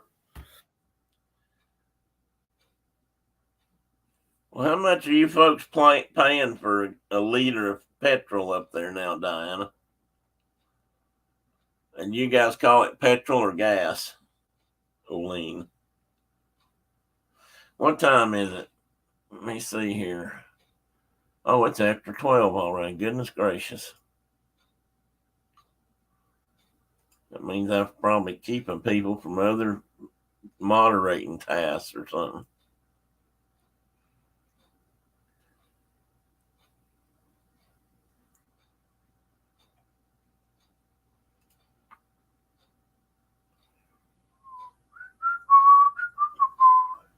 So what you got on the agenda for the rest of the day? Me? Yeah. Doing some more pen work, getting ready for a baby. Pen work for a baby. Hey, buddy. For my foal that's about to be born. Oh, what do you mean by pen work? Just making her a nice, comfortable spot. Oh, okay. Keep I her guess separate. that's anytime. Yeah, I forgot to get a pole set up for the day for that. Anytime this month, you think? Or when do you think? I mean, if we're going to gamble on it, we might as well have a good idea. Probably next Monday through the end of the month. Somewhere in there. Tina, I got another grandbaby on the way too. Where? Which? Who? Don't be telling nobody. I shouldn't have said nothing. I don't know nobody to tell. I don't know who you think I'm going to tell. Yeah, got another Gonna be 6 of the little devils now. I don't know how I'll keep up with that. See, they must have that Obama stimulus money going up there. Gas is only $1.60. Yeah, but that's just for a liter. I know. I think I've told on this show even that about my buddy that went to a cruise in Alaska. Uh-huh. And they were driving up, and there was a bunch of Wyoming people that all went up together, and they were driving up through British Columbia, and the fuel was like $1.20 a liter or something, And they thought it was a gallon. One of the idiots that was sitting behind Dwayne said, "Well, look at that. They must be getting a bunch of that Obama stimulus money." Because look how cheap their fuel is. And Dwayne turned around and said, "No, number one, this is Canada, not the United States. And number two, that's per liter." Yeah. And then he had to explain to him what a liter was. But well, nothing like Americans to be, God bless some of our people. Yeah, I'm sure. Somebody else said something else there, and I caught. I'll have to put that board together, guys. Next week we're gonna have to. Oh, we probably need to bet on it now. I need to set something up. I might post something on the chat room just to draw up attention when Bobby Sox is gonna have her baby. You gonna have a reveal party so we know what sex is? I'm praying for a stud foal, but are you? Yeah, I'd like to have a Morgan gelding eventually. Oh, that'd be good. If he came out looking like his daddy, I'll be ecstatic. He's a chestnut, beautiful horse. So anyway, but he might be who knows what color. Yeah, that's true. That'll be exciting though. What he'll probably he or she, it'll probably be a bay horse. Well, tell me who's having. You don't have to tell me who's having the youngin', but Sammy. Who? Sammy's having another one. Yeah. I thought they were going to stop at one. No, they were talking about 3, and I think we've got them talked out of that. 2 would be a good number to stop at, probably. So Boone, they just bought Boone a puppy. Oh boy! And it's a cowboy corgi. So yeah. it's a corgi heeler Australian Shepherd cross. Okay. They call those cowboy corgis out here. I don't know if they do other places or not. I don't know. They're a little bit. They're kind of like Boudreaux. They get a little bit longer legs, not much longer though, and they're good herding dogs. So anyway, they bought this pup for Boone, and they named him Crockett. So now he's the Boone and Crockett. Boone and Crockett. And I said, well, if you've messed up, because they told us about the new kid coming a couple days after they bought that dog. And I'm like, now if it's a boy, you can't name him Crockett, because they had talked about that before. If they had 2 boys, they were going to be Boone and Crockett. But well, they messed that up then. Yep. They wasn't thinking ahead. If it's a girl, they can name her Jemima. Yeah. That was Boone's daughter, I think. Yeah. Mike, I forgot you had something with a Hemi engine in it. Yeah, that does have 2 spark plugs per cylinder. We've got, I think if they have a girl, the name's going to be Absorka, which is the main ridge that we hunt up here on the mountain. and it's, a Crow Indians are Absaroka, Yeah. and then they'll call her Abby. So, but we'll Yeah. see. That's what they've talked about for years. But Well, that's kind of a cool name. Are you going to get up and say hi to anybody before we all leave? It's just about time to say goodbye. she'll be the rest of her life trying correcting Explain people that. on how to pronounce it. I used to think it was Absaroka, but That's they how got, it's spelled, but that's not how it's said. well, that's what I figured. At Okay, least by who are the, Wyomingites, it might be said that way by the actual people I that don't it know is. how that. They might, although I've heard different versions, Absoluki and all kinds of different pronunciations. So, Well, who are the snakes? Is that Sean? Is that Shoshone? uh-huh. That's what I thought. So what's proper then in their case? Is it, or does that mean the same thing? And Well, somehow, they were only snakes to their enemies. okay. Well, that kind of makes sense. Yeah, I'm reading. I'm reading. Eastern Shoshone is who we have here.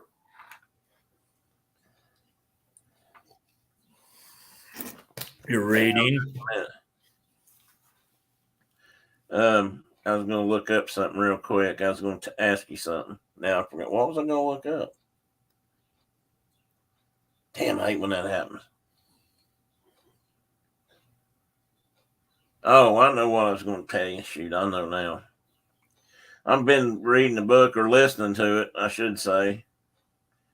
And it's, I know, I'm sure you've got it and have read it. Well,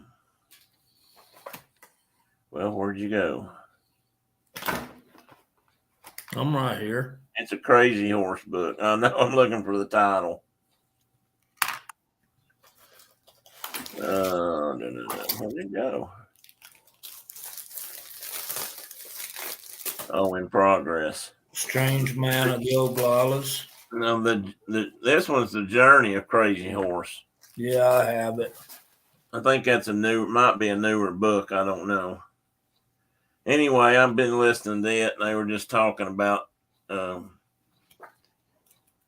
when smallpox had broken out somewhere in one of the villages up on the Missouri, I think, and then it moved upstream upstream or downstream to the Mandans and just about wiped them out, which is why there's no Mandans, or not many at least. Yeah, it nearly killed all of them, and the Hidatzes. Yeah. And Back maybe in my Arikaras, maybe. I don't nearly wiped them all out up there. bad news.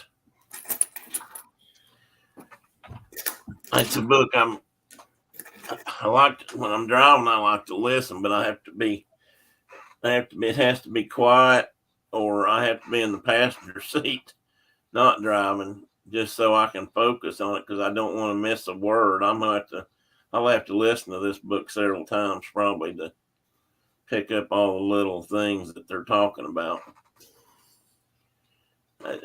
Interesting life, the life of, which I already knew a lot of that, but and I don't know, I don't know where this book came from. Do you recall?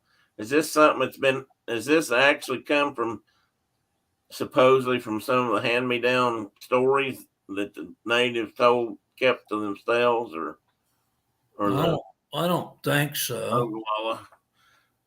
I can't remember if this one's supposed to be or not, but I'm guessing that it's at least supposed to be a.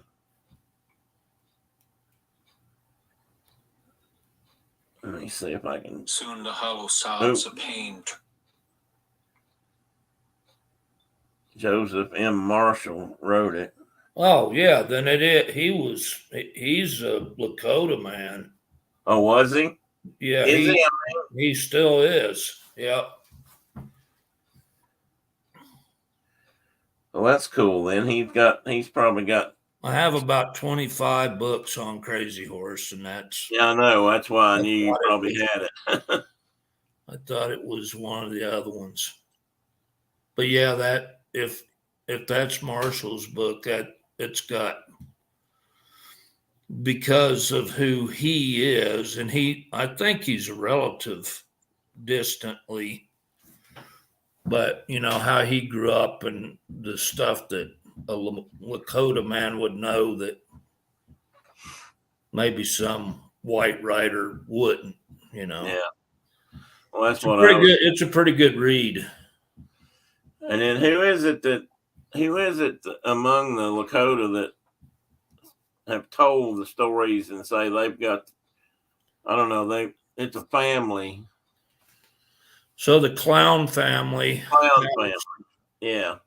is part of them, and there's another bunch.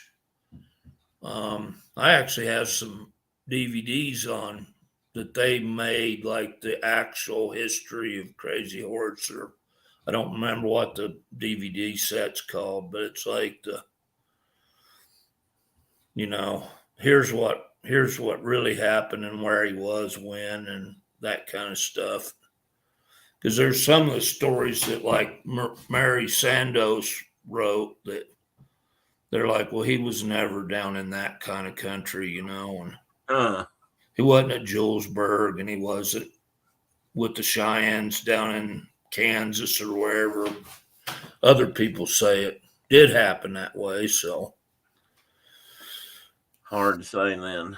That's starting to confuse things a bit. yeah. Because I mean, would you consider Marie Sandos as still a credible author, a writer of such things, or? Yeah. Yeah, okay. I did too, but That's like that. That's like the original, man. I know. I just when people start contradicting other people, though, it's hard to figure out, some of that. Which Well, one? I mean, there's books like that all over about, Oh, true. even like talking like Custer about Custer. Yeah. And I wish I could figure out why my computer keeps doing that. It's still flicking on and off. It just kind of goes dark, like it's going to sleep. Yeah.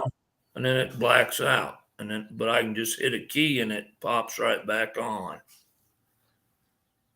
Maybe you accidentally turned the sleep timer on. I might have turned something on that I didn't want on. Yeah. Battery saver kind of thing or something. Yeah, tell Gabriel we said good luck, Michelle. And speaking of that, I don't know if I should tell this though, but one of Carol's youngins, I think, got some awards this week for something. He's actually taken a class mark in school. He's a junior or senior, I think. They're building houses. Do you remember the crew that did that at Crockett? They had a class you could take where you actually built a house. Yeah. And then they sold the house each year so they could buy, stuff to build a new house next year. And they did that. Well, they did that all through high school when I knew. And that guy came from somewhere else where apparently they had done that before. I'm not sure where he taught. Maybe Lamar or something. I hope it was okay that I said that, Carol. I didn't.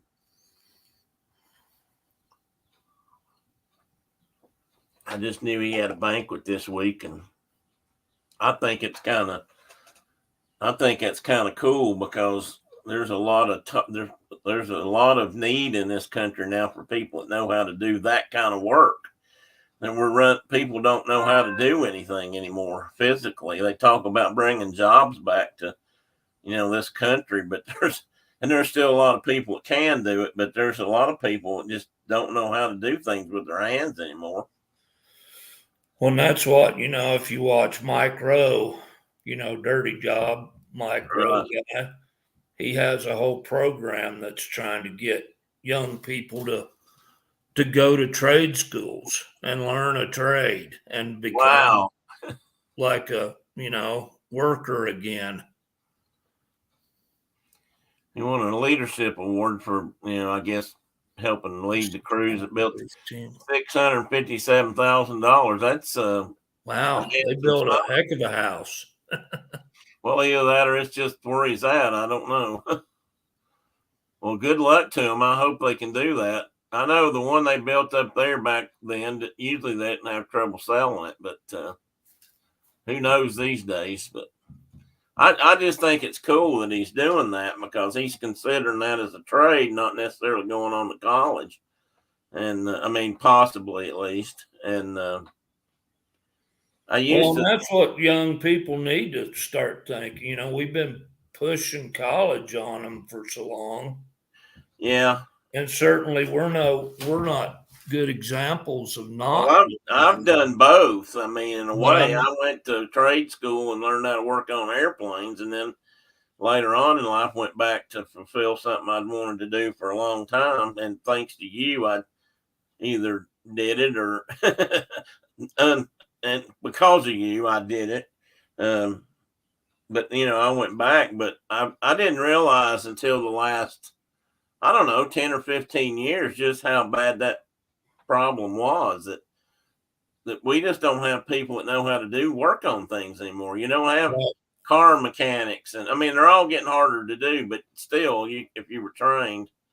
And since you mentioned it, I will post photos of him with his award as well as the go-kart I mentioned last week. And okay, well, I hope I didn't speak out of school, Carol. I apologize if I did. I did not mean to do that. I just wanted to make sure. I thought Keisha get recognition. And IG? Huh? We need to get you Instagram. On Instagram, which you're not a part of yet, or you haven't joined, you can look at a lot of pictures. I got my face. Yeah, I know you got that, but you might see some of these on Facebook. You got Facebook, not my. Well, whatever. Anyway, I've sent you some stuff on there too. Have you looked lately? That's just my way of saying Facebook. I know. I know it is, but then they're like the interwebs. Well, I keep getting some messages from you that I can't open. Well, there's a little button up there at the top of this Facebook thing. It has a little lightning bolt on it, and that's where it's at. Okay. We'll talk about that sometime. I'm still trying to figure out how to just put a picture on there or something. Diana and Mike, I think I've got it figured out, but maybe not. Do what now? I said I'm still just trying to figure out how to put a picture on her. Oh yeah. Or type a comment or. Oh, it's about twice the value of my own house. I hope they get it. I hope they sell it and not have any problems with it, Carol.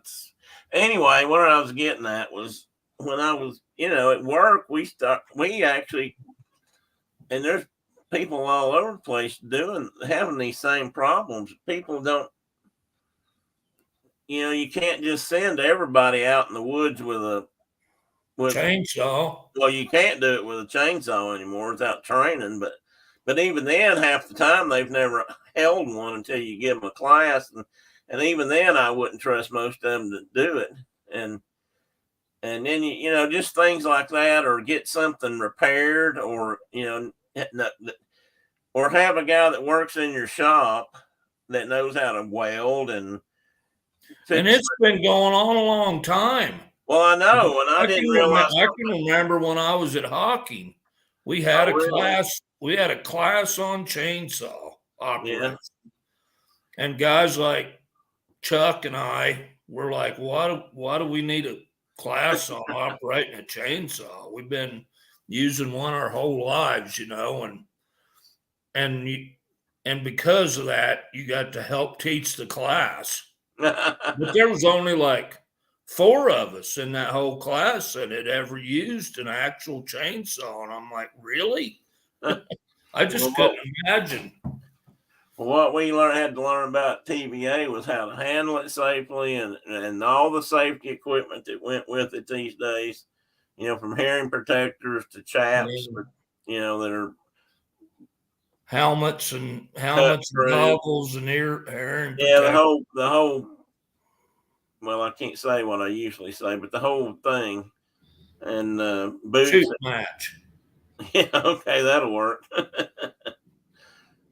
The and all the boots, and you couldn't operate one there without having all the safety equipment, which I don't entirely disagree with. But like you said, uh, and I did actually learn some. I did learn some cutting methods that were better than I had knew. At least it made more sense when somebody showed me a few things to fell a tree in the right place and drop a tree on in the right direction and make sure it went where you wanted it to all the time.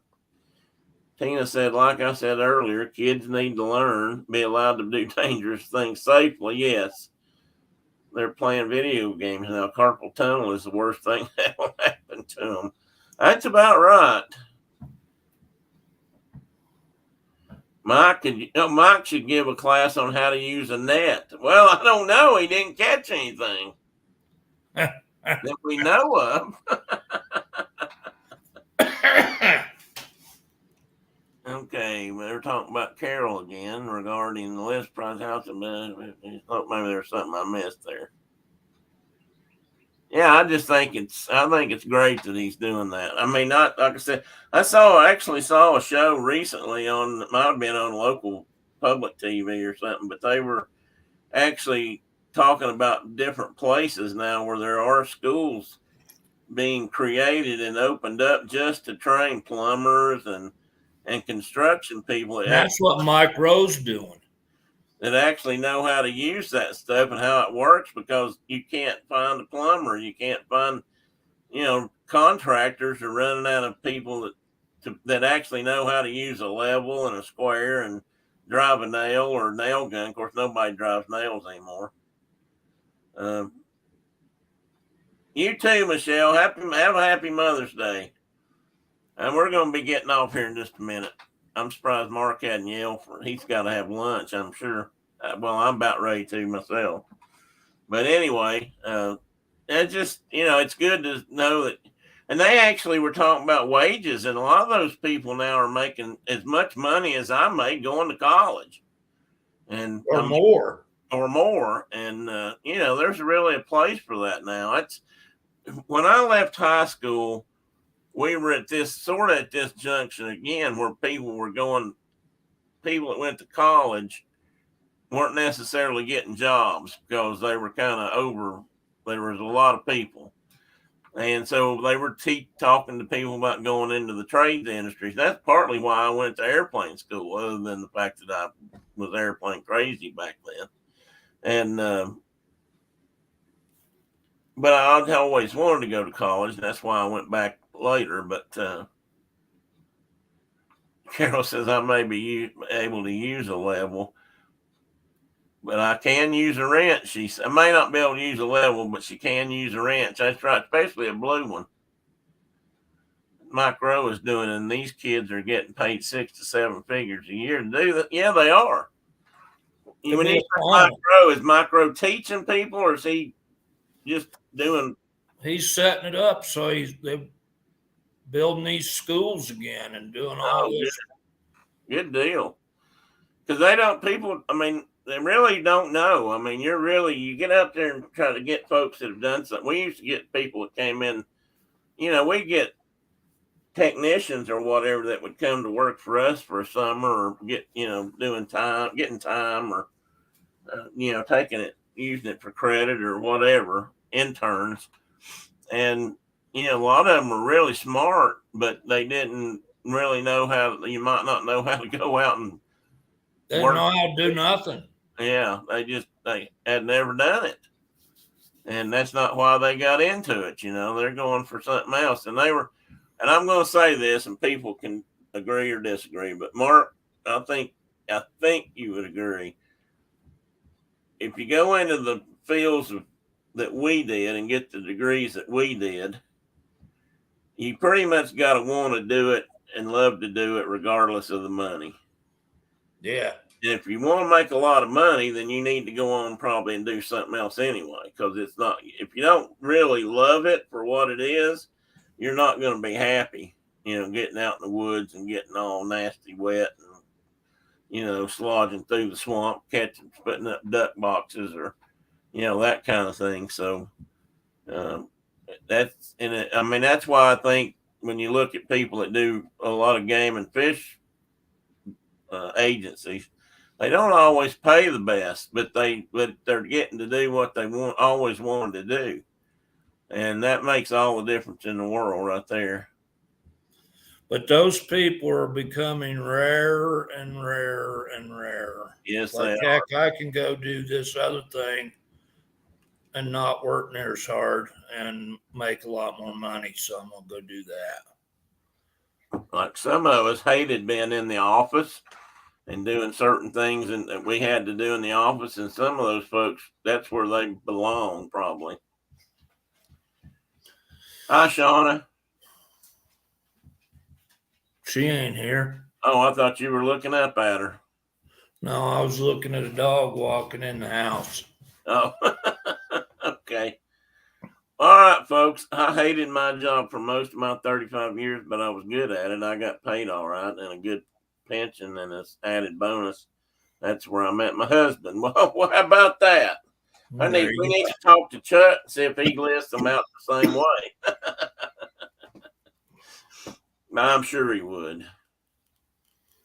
I'm not complaining about mine either. I mean, I made more than a lot of the local guys would have made, but if I'd gone into, say, engineering or wanted to go out and then take a what they call it, an MBA degree and move on up into upper management, then I could have made a whole lot more. But that's not what I wanted to do. That's not why I was there. If my health would have held up and I could have stayed there and worked in the field and done that kind of work the rest of my career, I would have stayed longer. But that really wasn't most bulk of the job anymore. So, but anyway, guys, I know it's late. We've been going for a long time, and I appreciate everybody hanging in. And we're gonna say sayonara, and we'll see y'all again next week, and maybe Thursday night. I should be on this week, and we'll see. But anyway, see you later, guys. Thanks a lot. Love y'all. Goodbye.